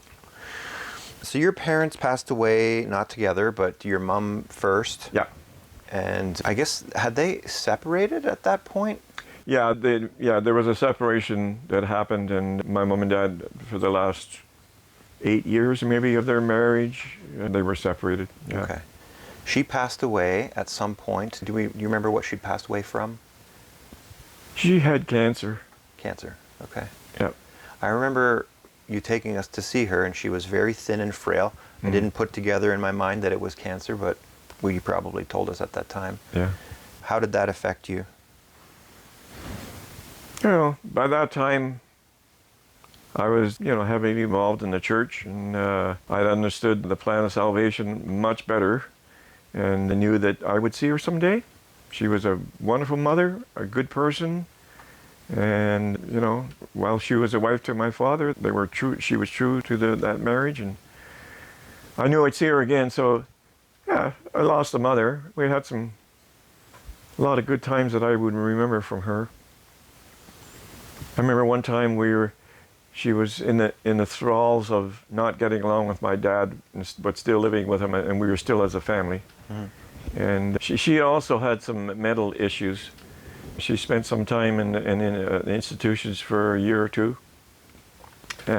While you were young? Yes, while I was in my teens, and a little bit younger. Yeah. Yeah. But I remember her and I having this one conversation about her troubles that she was trying to relate to me, which I didn't fully understand why there was a disagreement between her and Dad. And then I said, well, I have my troubles too. As a teenager, I can't, having troubles in school or meeting people and stuff. And I remember playing a song to her. I said, I want you to listen to my song. I said, I know you don't like our kind of music, Mom, but I want you to listen to this song. And it was a song by, I can't remember the name of the group today, but it's You've Got Your Troubles and I've Got Mine, was the name of the song. If I looked it up, I recognize the group, but I can't remember right now. So I played this song to her, and she listened to all the lyrics. I said, listen very closely to all the lyrics. And she tried to tell me some of the problems that she was having, accusing my dad of playing around. And so if I look back on my mother thing, the thing that I would regret the most is that I didn't fully understand, and I wish I would have, the heartaches that she was going through, going inside of mental hospitals and in and out, and having to raise a family of 5, and then a big gap between me and 8 years before my other 2 brothers came. So it was a pretty hard time and stressful for her. I never understood her well enough to get close again after that one encounter that I just talked about, me playing my music. And I look back on that and I said, geez, I wish I would have spent more time really understanding her a lot more. I loved her a lot. Yeah. But how old were you? Opportunity missed, I think. You were a teenager at that time? Yeah. Or? So I was 15, 16-ish. Yeah. Did you keep up your relationship with her much as you were started your own family? Yeah, well, after I went to college, I wasn't home anymore. Yep. And what the interesting thing is, when I graduated from college, we were allowed to send invitations to family to come out. But I'm in Sault Ste. Marie, everyone else is in Kirkland Lake. Mm-hmm. But she is the only one that came to my graduation. She got on a bus by herself and all the way to Sault Ste. Marie, put her in a hotel. I met her at the bus and put her in the hotel room, and she was at my graduation. Yeah. It's pretty special. Nice. And your father, he lived quite a bit longer than your mother. Oh yeah, at least 10 years passed. And he ended up remarrying another lady in the Kirkland Lake area many years after my mother passed. And it was interesting because that lady, anyhow, there's a relationship between my best friend, who I grew up with across the street, Roger Martineau, he ended up marrying the daughter of that woman my dad Oh, got really? married to. That's interesting. But yeah, so I knew Oh, her so daughter. he was at the wedding then? She was at my dad's wedding, and I was there. Yeah, and I knew her very well because we used to date in groups. Yeah. My best friend married her, and he dated her and married her. And I would go out with another date, and we'd Sure. the four of us would hang out. Oh, cool. Yeah, there's a neat little connection there. Did you ever get to know his new wife very well then? It was Rita, was it? A little bit, yeah. She ran the post office and like a general store. And this is way out of Kirkland Lake, about at least a half hour's drive away, in another small community. I can't remember the name right now, but a small mining community. And it was just a small town. And she had the general store in the town and ran the post office. Did you ever meet your grandparents of any kind? No. They had all. I met my grandparents on my mother's side, yes. Okay. They lived just up the street because that's where my mother was living when she met my dad, and he had his wrist cut off. Yeah. And so they lived up the street. And that's a family of like 11 kids. Huge family. So I knew my grandmother and my grandfather. And my grandmother passed away first in Kirkland Lake Hospital. Grandfather went many years later to live with some of his children and eventually died, I think it was in Hamilton, Ontario. He's buried there in the front. Yeah. So I didn't know grandparents on my father's side, but I did know some of his brothers and sisters. They would visit from time to time from Quebec. Yeah. Okay, so during life, everybody goes through some difficult, dark times. They do. So surely you've gone through some tough times. Yeah. What helps you get through dark times in life? Yeah.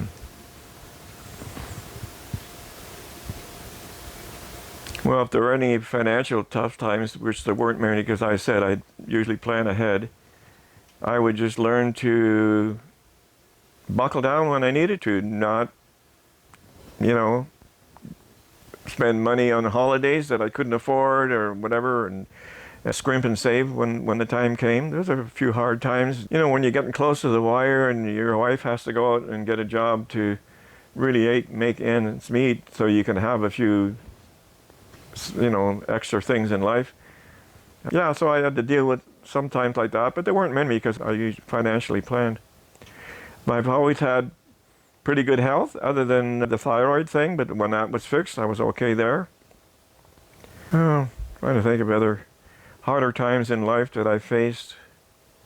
There were a few emotional mountains that I had to climb from time to time. I relied heavily on my Heavenly Father. I relied heavily on the teachings of my Heavenly Father, particularly forgiveness. I found that whenever I was slighted by anybody in this life for whatever reason, I needed to learn to forgive and let it pass by, and then I could live a life of peace beyond that hurdle that I was getting over. Sometimes I had problems with people at work. There was one guy in particular, we never got along really well. I was working at Darlington Generating Station there, and boy, we were just butting heads for quite a while. Because what happened is I got promoted, and he didn't.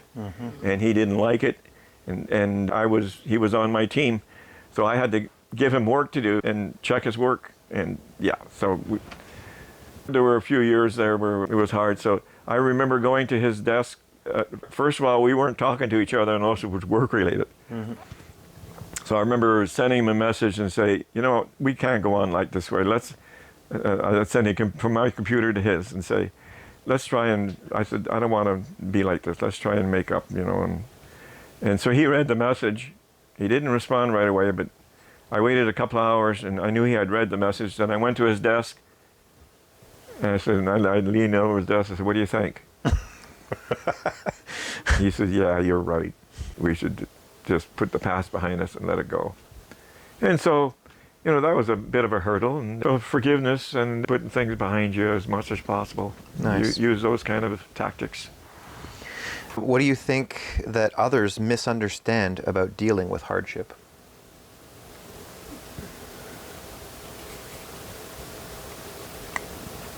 Most of it is temporary. What happens tomorrow can be completely different from today, and the sun also rises the next day. So don't give up. Don't get thoughts of, just, want to commit suicide and get it over with, blah. Just hang on a little bit. Things will get better. Things will get better. And if they don't get better, either it's a physical thing or whatever, then, it's your lot in life that Heavenly Father gave you. Maybe it's a test that He's given you at this time to get over certain hurdles in your life. It could be physical, it could be emotional, it could be mental, So I've always looked at getting over those hurdles with Heavenly Father by my side, knowing that I can go to someone who understands and give me hope to carry on. And then in the long term, of course, if you get sick and you die and you go through that tormental problem, or your spouse gets sick and you see them withering away or whatever, in my mind, there's always a reunion in the eternities, and we're never going to be without each other if we've made commitments on earth to do so, and which we do in our church and temples. So, yeah, I have hope for that, both while we're still living and certainly beyond. So I look to the beyond, because we don't die in the beyond, we go on forever.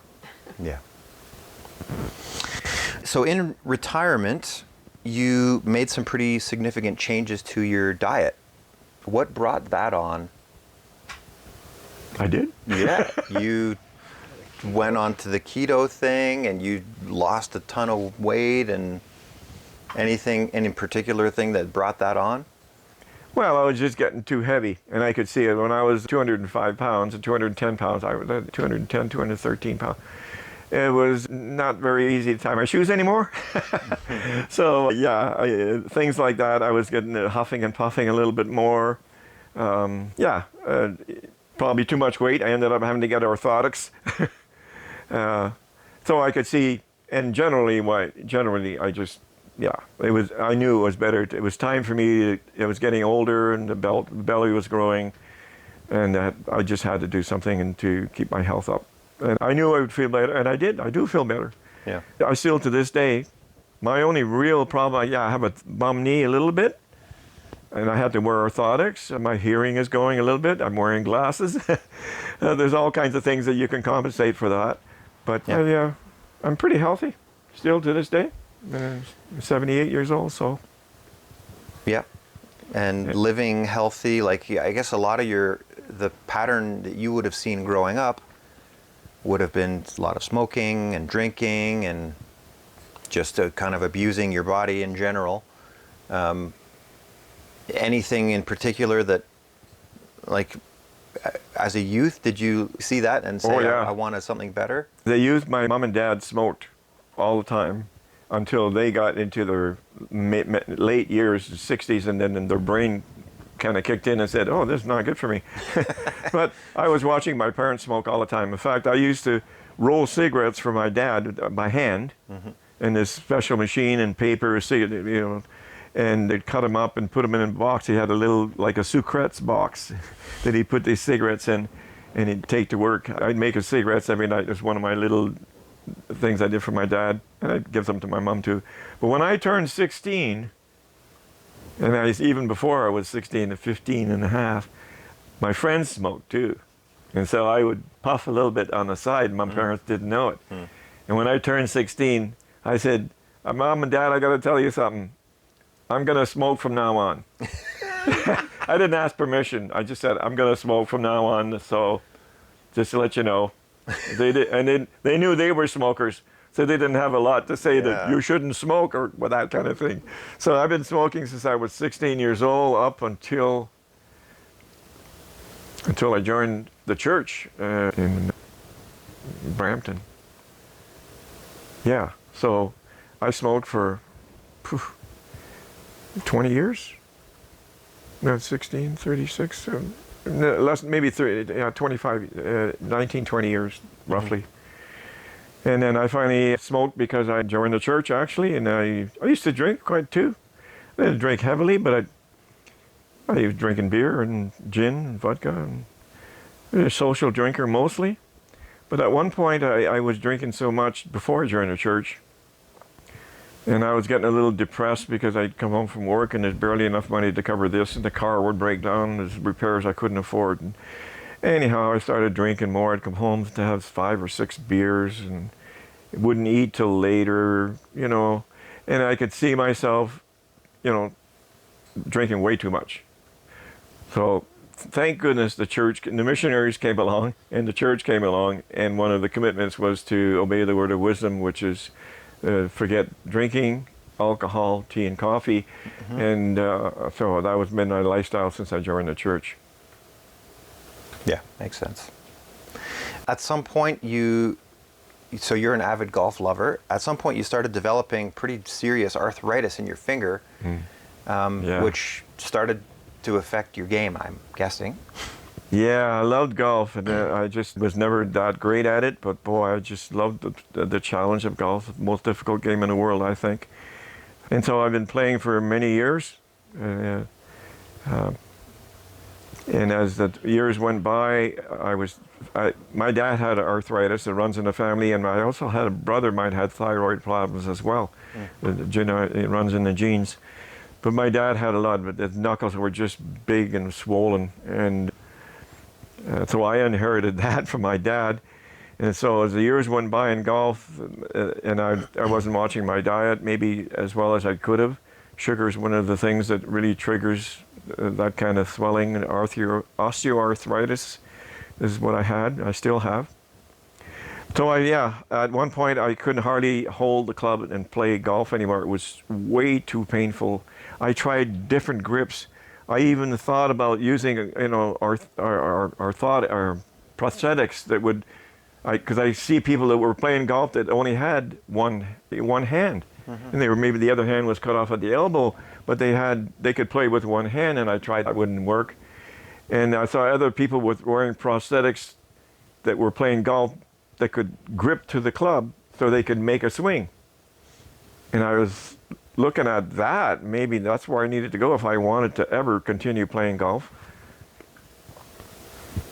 And so I tried all kinds of different things, different drugs and different creams and stuff. Nothing really worked well.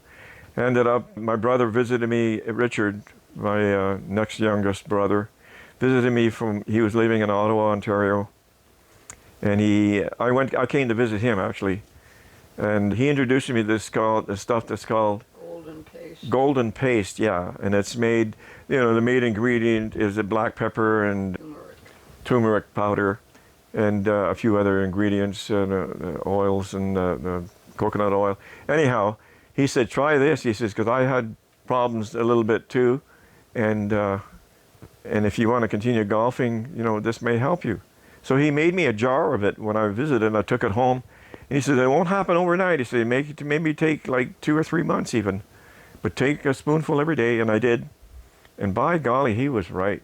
After 3 months, I could do this, which, you know, there's one thing that's not working too good because it's fused up here. But yeah, I couldn't do that for years. The most I could was like this. I could close my hands with the arthritis. And after I had been on this golden paste that he introduced me to, man, things loosened up. I was able to play again. And I've been using that ever since. I had it this morning. Cool. So you have it every day? Yep. Yep. You make it yourself now? Of Yeah, course. and I make my own now, but my brother's passed away, so yeah. Okay. A little bit about golf. What's your favorite golf course or golf memory? My favorite golf memory has got to be the 3 holes in ones that I've had so far. 3 of them? 3 of them. Dang. One with my young son Paul when he was about 13 years old-ish in Port Hope, north of Oshawa. Not Deer Creek? Eh? Port Perry. Port Perry, yeah. There's a Port Perry golf course up there. And Paul, my youngest son Paul, got into golf, and so I was playing with him quite a bit. And as a par 3 course, I got my first hole in one there that he witnessed, and yelling and screaming. Of course, when you get your first hole in one, hey, I used to always pray that I would get a hole in one before I died. I used to say, Heavenly Father, give me at least one hole in one before I die, please. And then when I got the hole in one, I was really careful driving and walking across the street because I figured he had given me the favor now. everything is open. You're ready to die now, buddy, because I've given you what you wanted, right? So, yeah. So I got that hole in one, and that was a really big thing in my life. And then it's probably, oh my gosh, 15 years later before I got my next hole in one here in Arizona. I actually did it I got 2 holes in one within about 3 weeks on different par 3s here in Arizona. So I've had 3 holes in one, so that's probably the highlight of my golf doings. Yeah. And the other thing, I guess, I played my age, which is one of the statistics that they use in golf that's really hard to do. So when I was 78, I got a 77 score. 77. So I and played 78. lower than my age. And that's hard. I had to be really on my game that day. So everything just was clicking that day, and by golly, I played my age. I call it playing your age. I thought you were 76. Oh, it was either 76 or 77, but yeah. And you got the same score, 76. I thought I got 1 under, but anyhow, No, you yeah. got the same name. It was a great, no holes in one that day, but overall play was very Yeah. good for me. Yeah. How do you convince Mom to join you on the course, even though it's not really her thing? She convinced me to join us on the course. Oh, really? Yeah, I started playing in Brampton, Okay. and no, I was before I met her, I was playing in Toronto with the group from work. Right. But then in Brampton, we also started playing with people from work, and Clarence was playing Okay. as well. So the guys would go out, and generally the women stayed home. But Nara said, I want to come out too. I don't want to be alone. So she came out and just walked the course for a while, and before you know it, well, go ahead and take a shot, you know. Yeah. And she tried one. Before you know it, she was out there playing with us. She had her own set of clubs, and Nice. not playing that well, but she was wanting to be out with us and doing things. And ever since then, we've shared a lot of golf games together. And now when we're back home in Canada and even here in the USA, we generally play 2 to 3 times a week, Wednesday, Friday, or a couple, depending on the weather and stuff. Nice. So we still do that together today, and that's a real blessing to be together and spend time doing that. And it's an exercise too. Yeah. Yeah, I basically go for the exercise. Yeah. My score does not have anything to brag about. Yeah, but we're exercising and we're enjoying each other's company, so it's good. Yeah. So you've always been a lifelong learner. What are some topics or hobbies that you've explored since retiring? Oh, drumming. Oh, yeah. And that's all because of you, my friend. That were challenging me. We went to a music store once, and I've been playing, tapping on the steering wheel to music, rock music, and patting my knees and whatever. And I've always thought of drumming, because when I was in the Army Cadets, there was people who were drummers and people who were trumpeters, and I had chosen trumpeters, but I always wanted to be the drummer guy too. Yeah. I didn't quite sure. I stuck with the trumpet. So, yeah. So when we went to a music store, we found out that Eric decided to rent out a piece of equipment. I can't remember what it was now. I think it was an electric guitar. Maybe it was an electric guitar that he wanted to try out. And I saw the drum sets that were for rental there. And Eric saw me looking at them, and I saw my eyes light up, and he said, "Go ahead, Dad, why don't you rent it? What the heck? What are you going to lose? You probably have fun with it and put it in the basement. You can have real drums to hit on instead of your steering wheel." And I went for it, all because of him.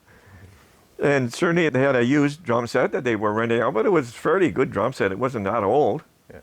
And I brought it to my house, and I was going to rent it for like 3 months, and I extended 3 months to 6 months to a year. And after that year, I went back to the store and just bought it. Just paid for the rest of it and kept it in my basement, and it's there to this day. And I'm looking forward to getting back to Canada, so I can play my drums again. I miss it. Oh, cool. I didn't realize that was the same set that you originally rented. Yeah, same set. Oh, I've added a few cymbals and different bass drum components, and add double bass now, and yeah. But yeah. I know you've been an avid reader. You've been reading books since I remember. Oh yeah. From a young kid. Are there any books that stand out or had a big impact on the way you think or live? Most of the books, I read a lot of books when I was younger that weren't spiritually oriented, just general, the books of all different kinds. You know, obviously, a book that was given from my neighbor called The Journey of Light, talk about Thomas Alva Edison. That was one of the things that really kicked me off. Of course, in high school, you had to read books, you know, for English class and stuff like that. But as life went on, I would read books, yeah, just for a pleasure of reading. I hated romances, but I liked other books that dealt with, you know, nature and people's lives. And Was it more nonfiction or fiction that you liked? it was more nonfiction up until I joined the missionaries came and I joined the church. And then all my reading became church, and I read many church books because I wanted to be acquainted with everything that was out there and learn everything that I could. The Miracle of Forgiveness is one of the ones that stand out to me in my early readings. There's so many. The Jesus the Christ, oh my goodness. I read the entire Bible, Old Testament and New Testament, and entire Book of Mormon, well, Book of Mormon many times, from cover to cover. But the Old Testament and New Testament was one of the things that I challenged myself to do, because I wanted to have, you know, compare those scriptures to the more modern scriptures that the church had.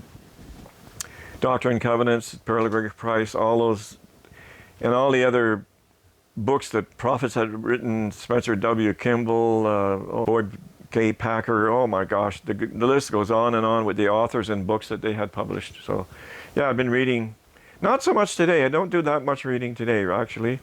I listen more to the podcasts now, because I don't have to, you know, be in a position. I can listen in the car or whatever. I don't have to be in a house with lights on or whatever, or noise around me. Put earphones on or earbuds and use that technology for. Yeah.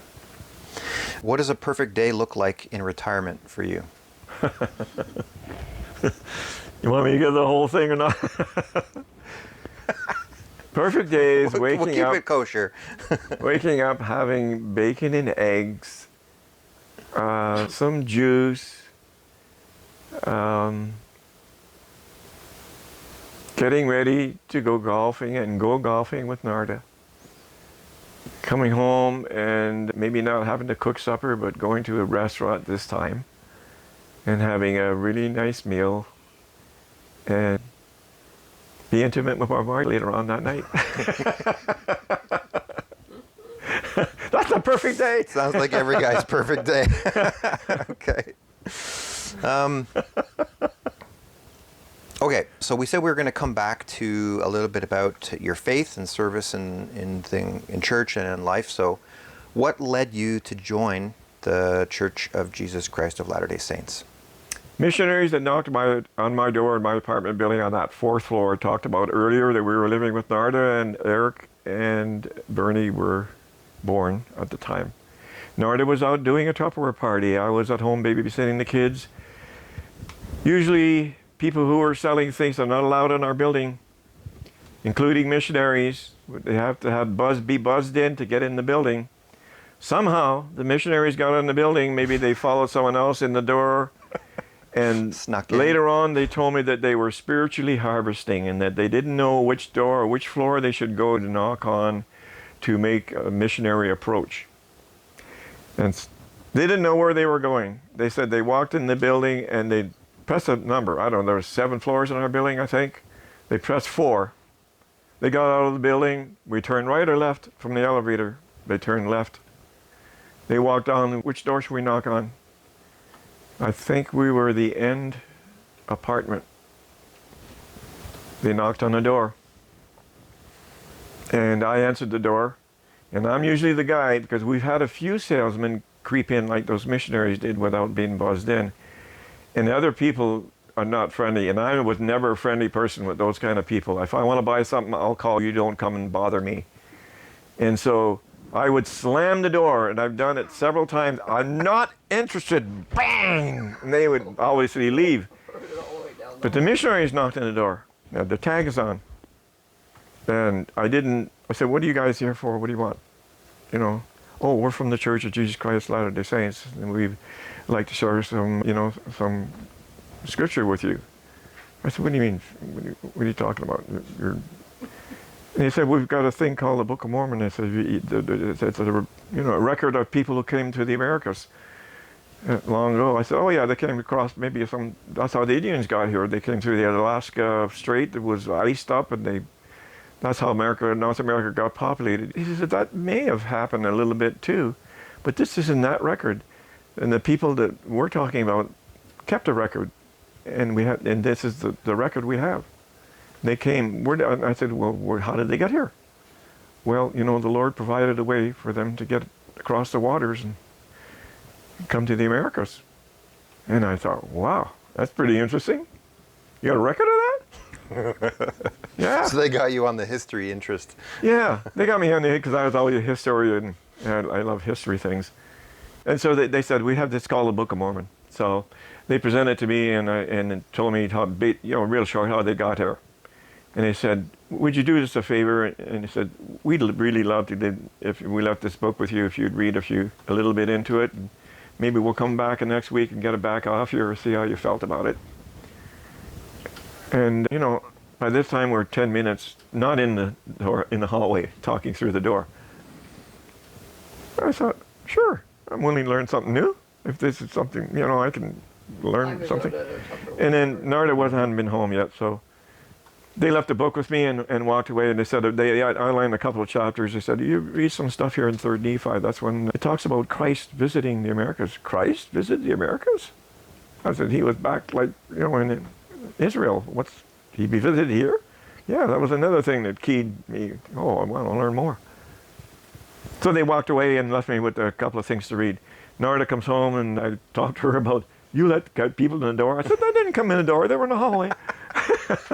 And so, so they came back a week later, and I did read the things that they left with me, but I didn't quite understand it. I thought it was written kind of like Bible-ish language and these and thous, and I didn't fully understand it, really.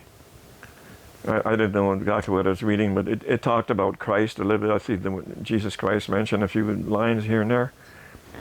I wasn't quite sure what it was all about. So I was looking forward to their coming, and they came, and this time Narda was there, and Narda was working in the kitchen. She didn't want to have anything to do with these missionaries. She was busy washing the dishes after supper. They came about 7 o'clock, and so they were sitting on the couch, and they asked me how I felt, and Narda didn't want any part of it, and she was clanking dishes there, and they were kind of looking over. So, you think your wife might come and sit and join us? I said, I don't know, And maybe, I don't know, Narda overheard him, but she eventually joined us. And we had the first discussion. And at the end of the first discussion, we talked about my background, Catholic, going at Christmas and Easter to church. And so they left a pretty good thought in my mind. I really felt the spirit with these missionaries. They were clean-cut young men, very polite, with a book of knowledge that I had no knowledge of. And they were willing to share this with me. So before they left that night, I'm going to melt here. Before they left that night, he said, well, usually when we leave our meetings, we have a prayer. And I think they started with a prayer, yeah. At the beginning of their lesson, they give the prayer, and they said, so we'll like give a closing prayer if that's okay with you, and you're the head of the family. Would you mind giving the prayer? Totally went pale all of a sudden. Wait a minute, you want me to give a prayer? What's that? He said, yeah. He said, and he said, well, it's very simple. You give a prayer for your feelings that you have in your heart. And if you want something and you ask for something, and we usually open it by addressing our Father in heaven and close in the name of Jesus Christ. And so would you go ahead and give it? Oh, okay. And on our knees? So they got off the couch and kneeled down. We had other chairs we were sitting in. Oh, on our knees? Okay. And I said the prayer. I was never felt the Spirit so strong in my life other than about a year or so later when I got my full testimony of the church. Most time I've ever felt the Spirit in my life was so strong. I said that prayer. I asked for prayers that I would find out this information, that it would be true, and that I would understand it. And I thank missionaries for coming to bring it to my house. I prayed about you as kids, that we'd be healthy and strong. And, but during that prayer, I said, in the name of Jesus Christ, I got so choked up at the end, and tears. Yeah, tears were just flowing. And I looked up, and missionaries had the same tears that I had. So, after that, they came, once or twice a week. They had set baptism dates that came and went. I was at work constantly thinking and reading books, reading scriptures. I'd even go into the washroom. It was hard to work because I kept this, it was always on my mind, what they were teaching, what I was learning. I wanted to know the truth of it. So I would even go into the bathroom at work because it was like a one-person bathroom. I wouldn't go to the bathroom to go to the bathroom, I'd go to the bathroom to pray. I'd even get on my knees next to this toilet bowl and pray about the scriptures and not getting a particular answer. So time went by, baptism date was set and it passed, and we hadn't received a testimony and weren't ready for baptism. Missionaries got transferred, the other ones came in. They invited us to church. We started going to church, and I was really blown away by that because the church was just a rural school that was rented on Sundays north of Brampton, and I had to find a way to get there. They didn't have a building. No, there was no church building. And I said, well, what kind of religion do you have? It's not even a church building with a steeple and pews, and it's a school that you're renting. And what sect am I getting into here?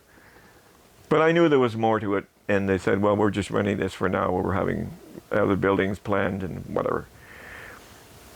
So we went for maybe a couple of months to church, still reading and everything. And we ended up going to church this one Sunday. Actually, one Sunday, our car broke down. And so the mission president, who was Brother Boyd K. Packer? Oh, it was... Oh, my gosh. I just slipped my mind right now. He's passed away now, but he was an apostle. Spencer W.K. No. Anyhow. But he gave us the ride, him and his wife gave us the ride to church one day when my car was broken down. But on this particular Sunday, he was ending his mission presidency thing and was coming to an end. And he was giving a talk in our ward in this school, in the gymnasium where we met, chairs set out. So I'm sitting out there with my family, Narda and Eric and Bernie. And he gives a talk about the passion of Christ and how he suffered on the cross. And wow, it was a powerful talk. And during that talk, I was listening to his talk, obviously, and he had finished his talk. I really felt the Spirit strong. They were getting ready to start the opening hymn, and I asked myself those questions: is this the true Church of Jesus Christ? Is God, Jesus Christ, the Savior, and the Book of Mormon true? All those questions that you need to know for sure. And I was overpowered with the Spirit. Couldn't sing the closing hymn, not a verse. I just felt, it's too hard to describe, but I felt flushing heat coming from my head down to my toes. I asked the question a second time when the tears subsided just a little bit. Again, I got hit with this Spirit so powerful. Crying again.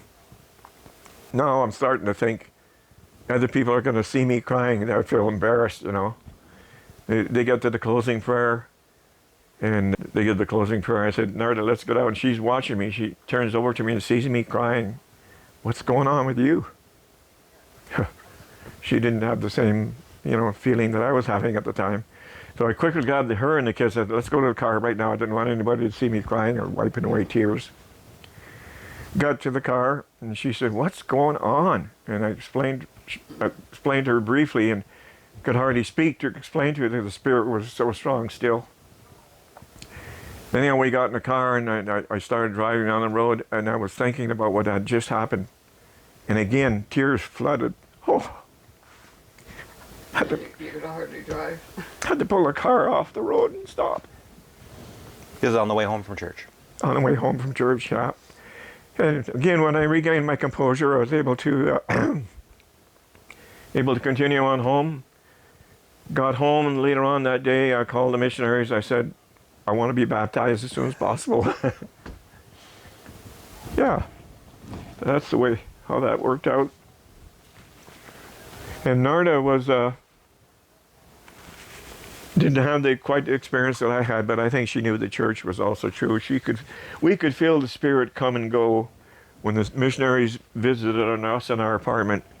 And when they went, it's like a cold freezer. We went back to our normal life. Of course, I tried to obey the word of wisdom. You had to do that to be baptized and everything else. But we often talked, when the missionaries came, we felt so good and warm about their visit. And when they left, you could see the Spirit leave with them.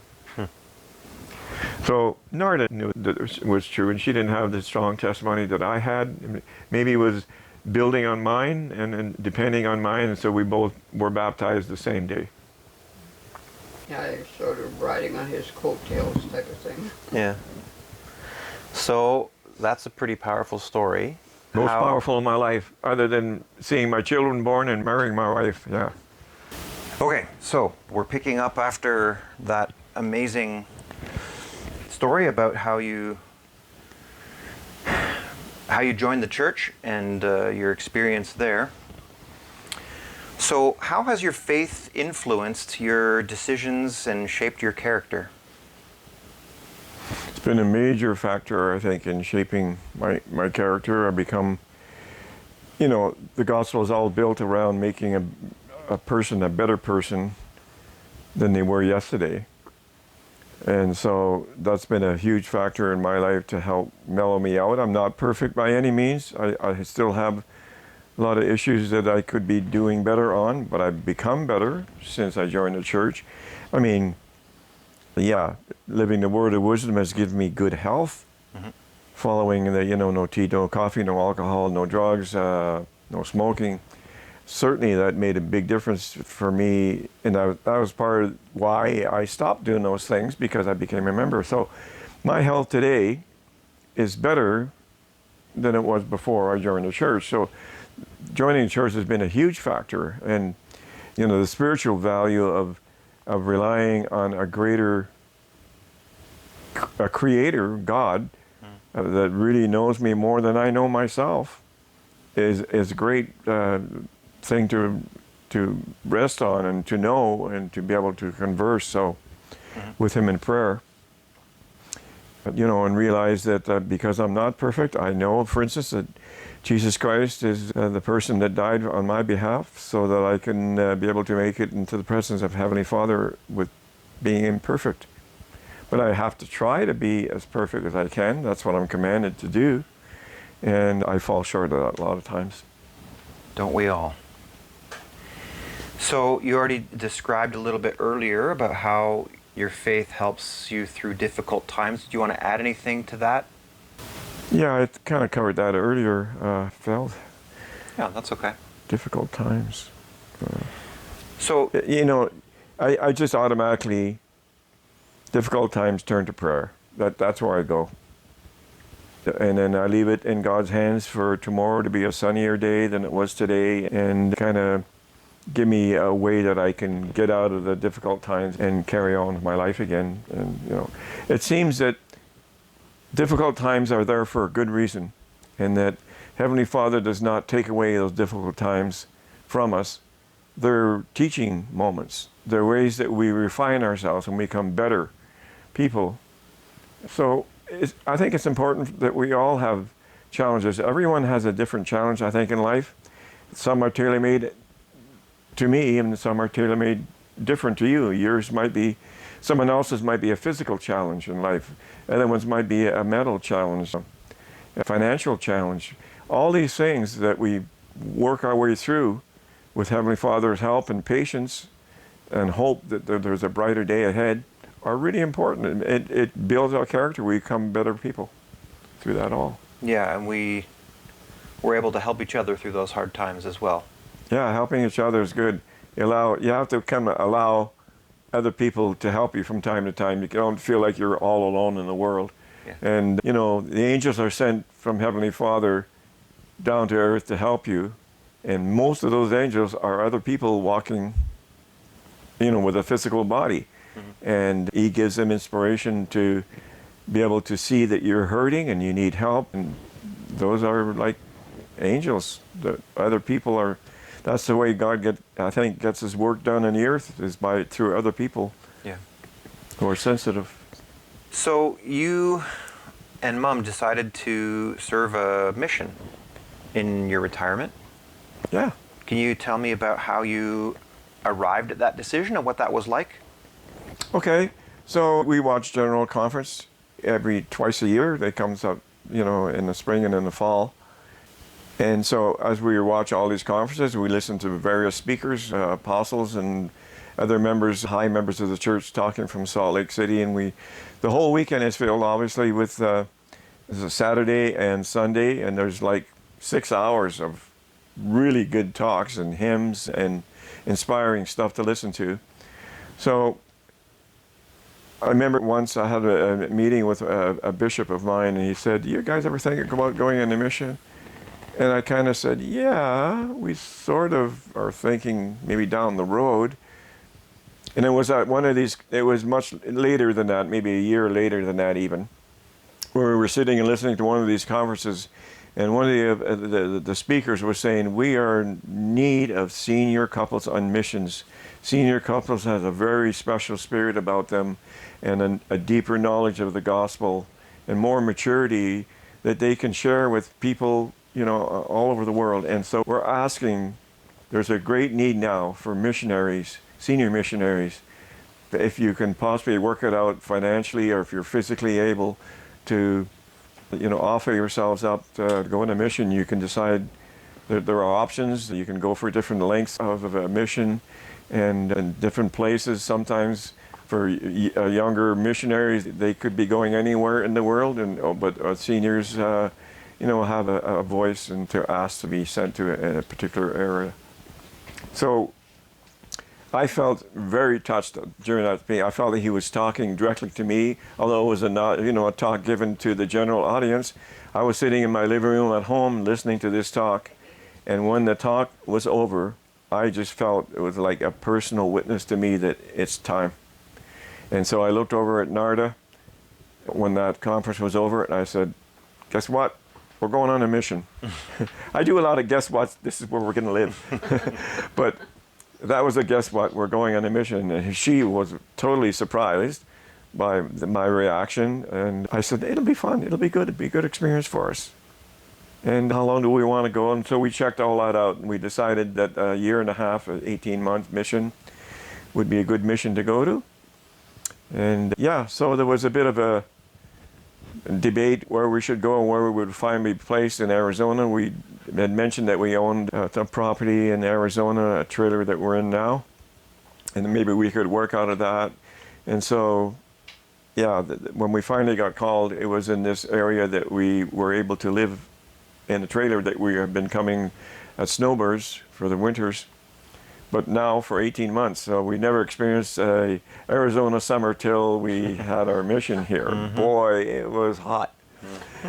But anyhow, so we really enjoyed our mission. I shouldn't say it was totally enjoyable. It was stressful a lot of times.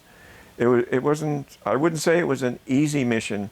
We were contracted by our mission president to visit all the less active people who hadn't been out to church for a long, long time, and had just quit coming totally, to visit them and try to get them back into the church and come to enjoy the saints and the meetings. So that was divided into 9 months in one area, so the Sun City West, and then the second area was Sun City, which is divided by about 8 miles apart. It's all in the Sun City, Arizona area. And the kind of work you were doing was just like visiting with existing members of the church? Yeah, we visited with existing members for a little bit too. Yeah, but especially the less active people who hadn't been coming out, Right. and that was our goal. What was one of the most meaningful experiences from your mission?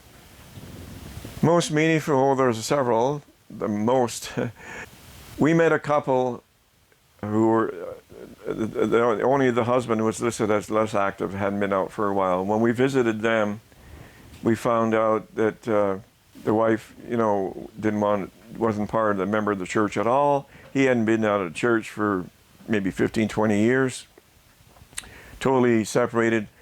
So we ended up having many meetings with these people, and we kept asking for visits, and they would allow. They were pretty nice people. Eventually, he was humble enough to think about coming back to church. But in the meantime, we were teaching his wife. We taught him basically all the lessons that missionaries normally teach.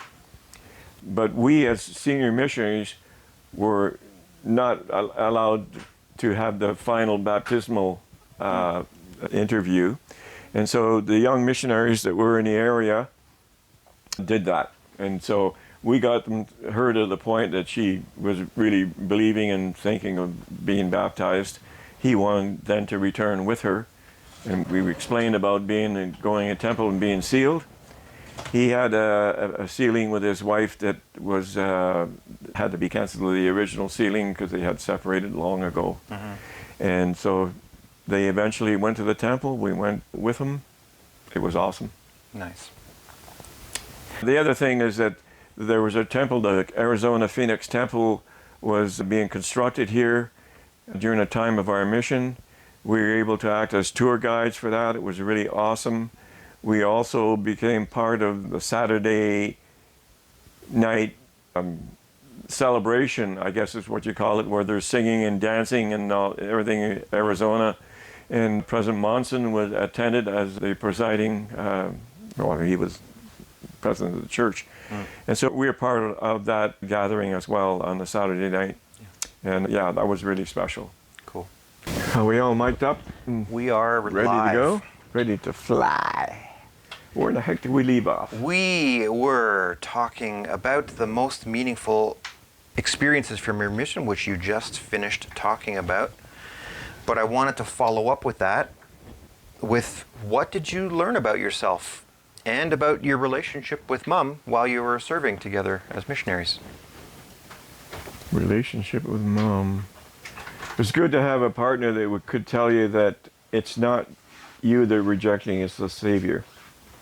And I got into too many moods and moments where there was a lot of rejection because these are less active people that many of them didn't want any contact with the church. So as we visited some of them, we got a lot of rejection. And sometimes I'd get home at the end of the day and we had spent hours visiting, knocking on doors, and just to be turned away or sometimes yelled at or threatened by they're going to call the police if you come again. All kinds of situations that we came in and out of, dogs and animals and chasing dogs down the street. And sometimes I would get depressed by all that. And then it was good to have Narda with me and to remind me that they're rejecting the Savior, not you. Yeah. But on the other hand, we were allowed into quite a few places that people had not been out to church for a long time. And I think because we were seniors like they were, and we're living in an area that is older area of the city, a lot of seniors here, and they accepted us into their home. Many of them would just, within a few minutes of our going into the home, would open their lives up to us and tell us every story that they have ever had. And sometimes our visits lasted an hour and a half.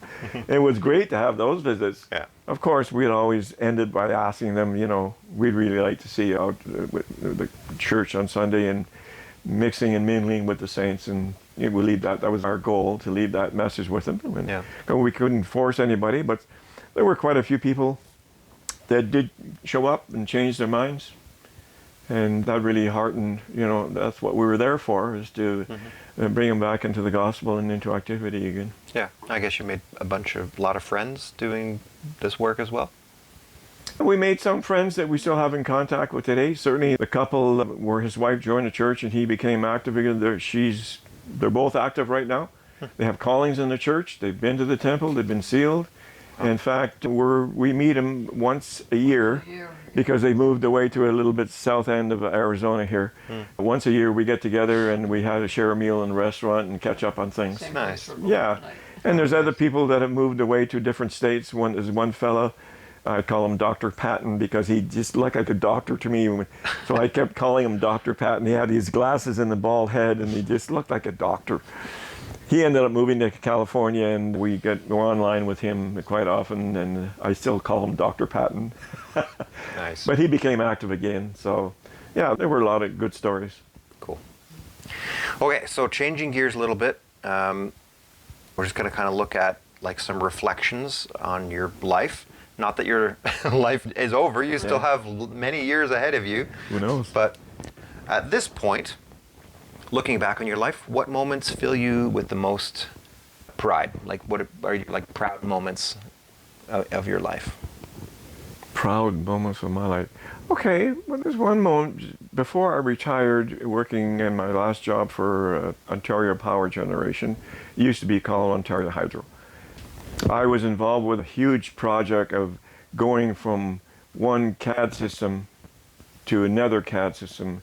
It meant that everything, thousands and thousands of drawings that had been made in one system had to be changed over to the other system. Migration. And so before I retired, I was working on that project, and as a matter of fact, they kept me on for another 4 or 5 months because the project was so large.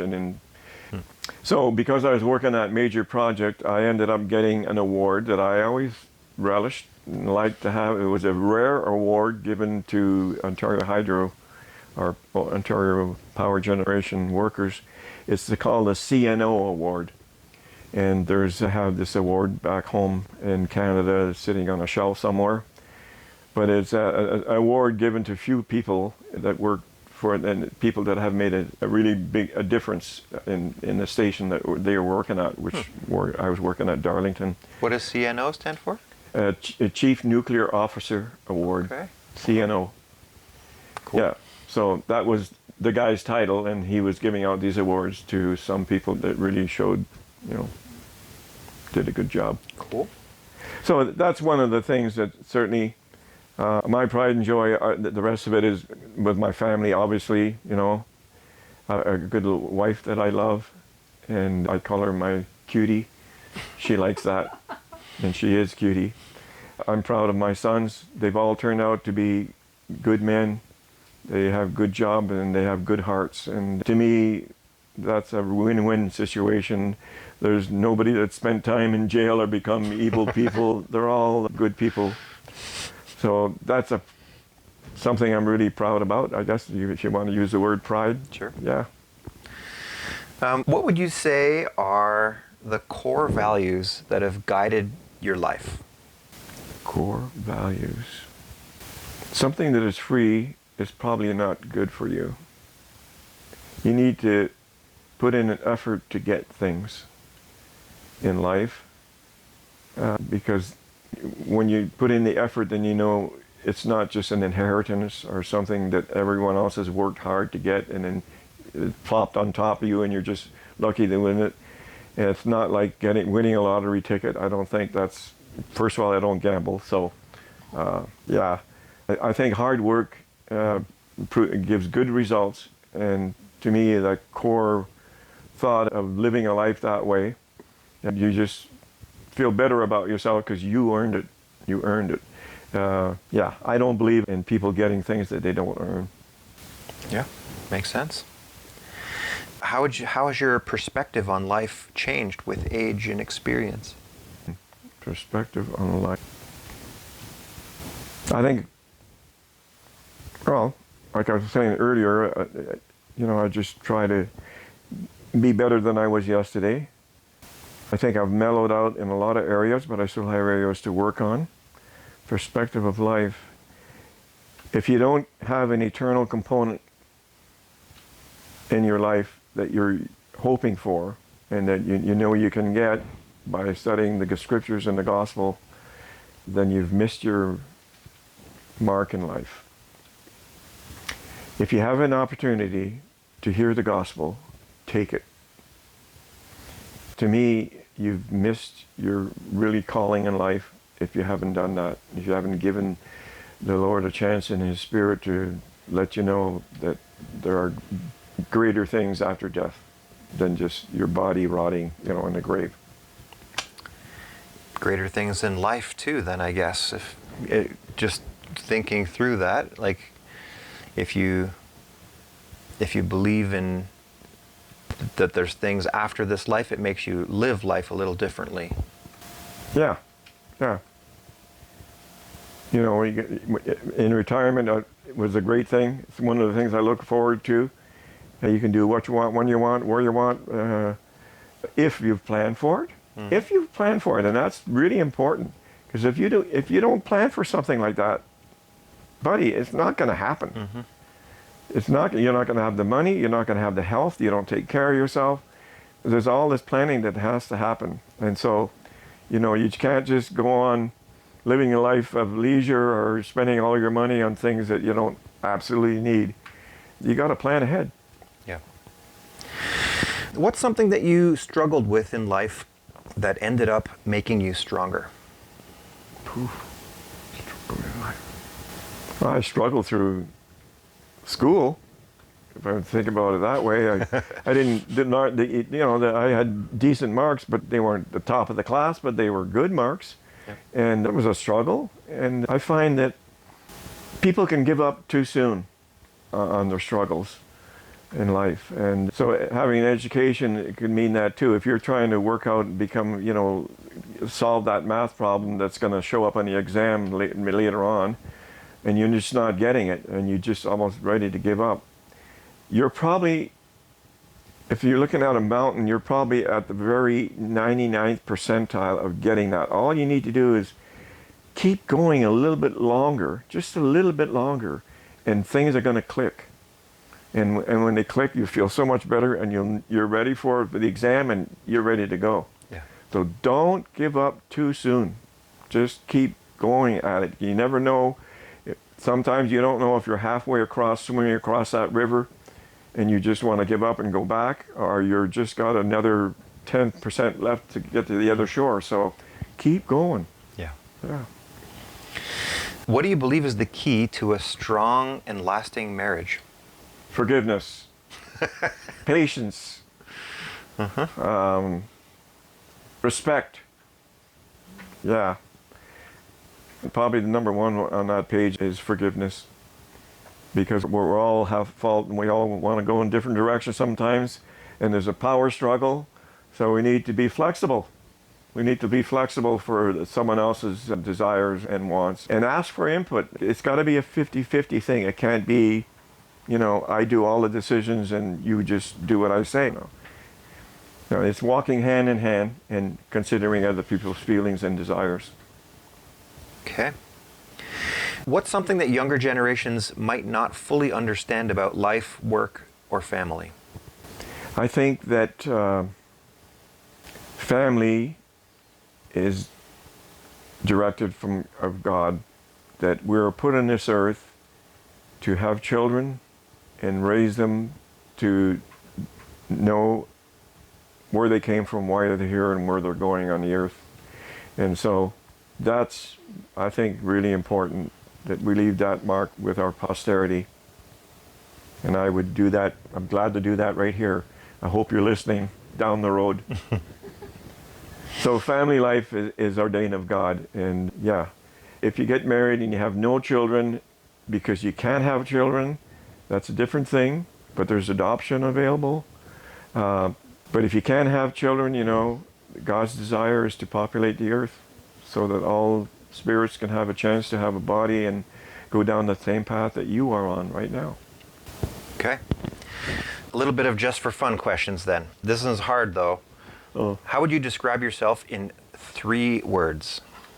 3 words. Oh yes. My gosh. How do I describe it? Doesn't have to be a sentence, but 3 words that kind of sum you up. Silly.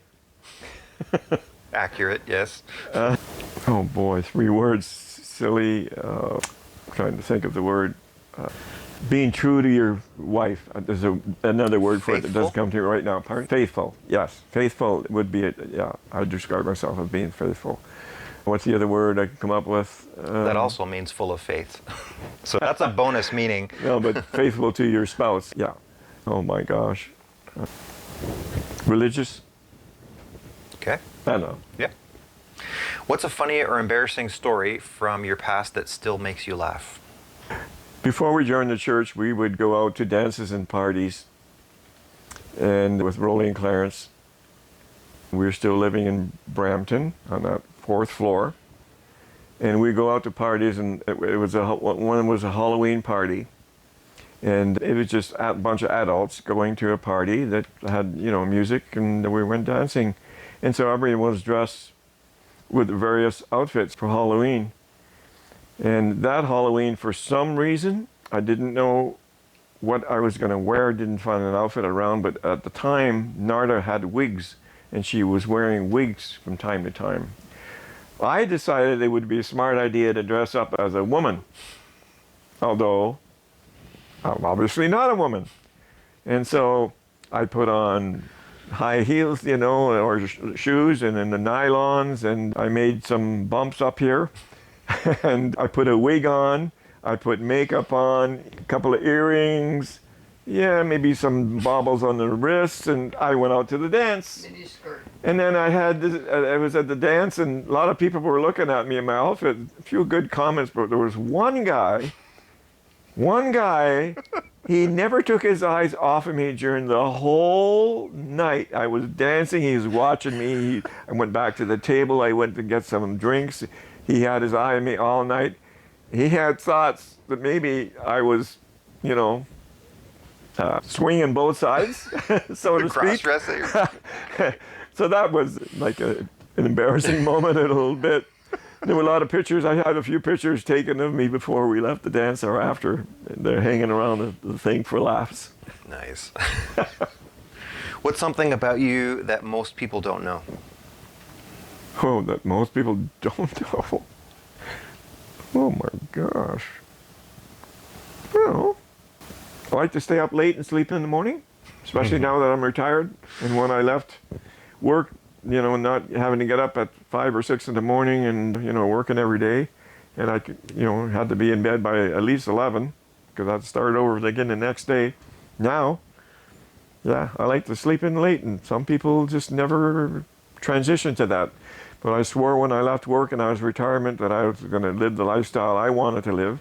And staying up late, I mean late, we're talking 1 or 2 in the morning, sometimes even later than that, and then sleeping in till 10 or 11 sometimes.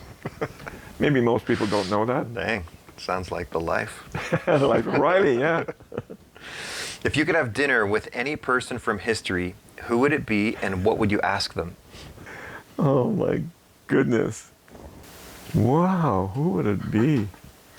Wow, that's a tough one. Anyone in history, could I say Jesus Christ? Sure, he's from history. Yeah, it would be a very shameful, not shameful, but reluctant person to meet because I am a loner and I don't tend to mix with public. But I guess if I had enough nerve to meet someone, it would be great to have a conversation with Jesus Christ. And what would I tell him? Yeah. I guess I'd be full of thanks. My first thing would just be thank you. What's it going to be like when I get to heaven? You know, I don't know that much about the future, and we get with different kingdoms and how they interact with each other and so on. And it'd be nice to know what the rest of our life is going to be in the spiritual realm. Good answer. Okay, some final reflections here. What do you want your children and grandchildren to remember most about you? I know that I loved them, cared about them all their lives and all my life. I look forward to having them. Didn't want them to ever think that they were illegitimately born or they were not wanted. They were all wanted and loved, and there's no question about that. And I want them to do the same with their own families, to leave that feeling behind and that love. Yeah. I guess that's probably the biggest thing. And obviously make your life, have a spiritual part of your life. There should always be a spiritual part of your life. If you don't have it, then you should get it. It's important. What are you most grateful for at this stage in your life? I'm grateful for you doing this interview and leaving it for my posterity. Well, That happy I'm to do really that. grateful at this point. I'm grateful for my health that I have still. And if it starts going sour down the road, hey, you got to die of something. May as well So- be something awesome. And then I know that there's better things beyond the grave. So, used to be that I was years ago, many years ago, that I was always afraid of death. I was even afraid of going to funerals. I felt very uncomfortable. And then when my spiritual side of my life grew and I joined the church, all of that's changed. Now I have no fear of death. I have no fear of death. I'm not saying I welcome it. I love being with my family here on the earth and spending as much time as I can. But whatever I die of, whether it's a sudden thing or I get sick, I accept it all. If you could relive one day from your life just for the joy of it, what day would that be? One day. Oh, you make it hard to pick. Oh, boy. I know. I think I explained earlier that when my first child was born, Eric, that was the one day I'd want to relive because I just felt like I was floating on a cloud. And I was so happy to be a father for the first time ever. So there's so many other places. You said mention one, so Yeah, I I'll know. just stick with I'm that. sure every birth was the same, but maybe the first time is the first experience of being like that change Yeah. to being a father. Yeah, that was a big day. Yeah. And of course the wedding day was, something else too, but yeah. Last question. How do you hope people will remember you? How do people remember me? I've kind of thought about that from time to time and imagined that people were coming to my funeral and then people were giving, talks at my funeral about me. I was wondering what they would say. Obviously, the children would have different stories to tell. If my wife, survived me, she might say different things. And I thought about just in general, if it was a person who was just I had known that was visiting me in a funeral, at my funeral, what they would say, what they would think about me. Some people, I think, would say, I knew him when he was pretty rough-cut kind of guy. And he's not the person, now that he's dead, he's changed a lot since I first met this guy. And I think that would be a good thing for them to say about me, that I changed. I became something else. Life of improvement. Yeah. Yeah. Cool. Did I miss any questions, Mom and Robin? Not really. Okay. Who impacted you the most? Ask that again. Who impacted you the most? That's the question? I guess it would have to be Elder Ballard when I got my testimony on that particular Sunday that I talked about earlier. He had such a spirit with him, became an apostle of Jesus Christ, in the church, I should say. And yeah, he was a great man. I've listened to many of his talks and read some of his books. Probably he had the most impact on my life because, being a member of the church has changed everything for me. I became a different person, absolutely night and day. Yeah.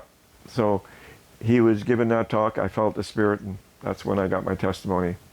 I would say him, probably. Good answer. Okay. Life goal. Life goal. Robin said, life goal. Life goal. Life goal? I've already achieved them all. I'm just sort of, running down the road right now. I'm Is just there anything? floating. Is there anything that you want to accomplish with the rest of your life? I don't really give that much. Yeah, I'm kind of just living a life of ease, I guess. There's not too much left to accomplish. I can't really answer that question. Okay. I still want to learn things, I guess, but I don't want to go back to college or anything like that and get it, I've never tried doing artwork. I have no desire to do that. So I don't know. It's a hard question to answer. Okay. All right, thank you.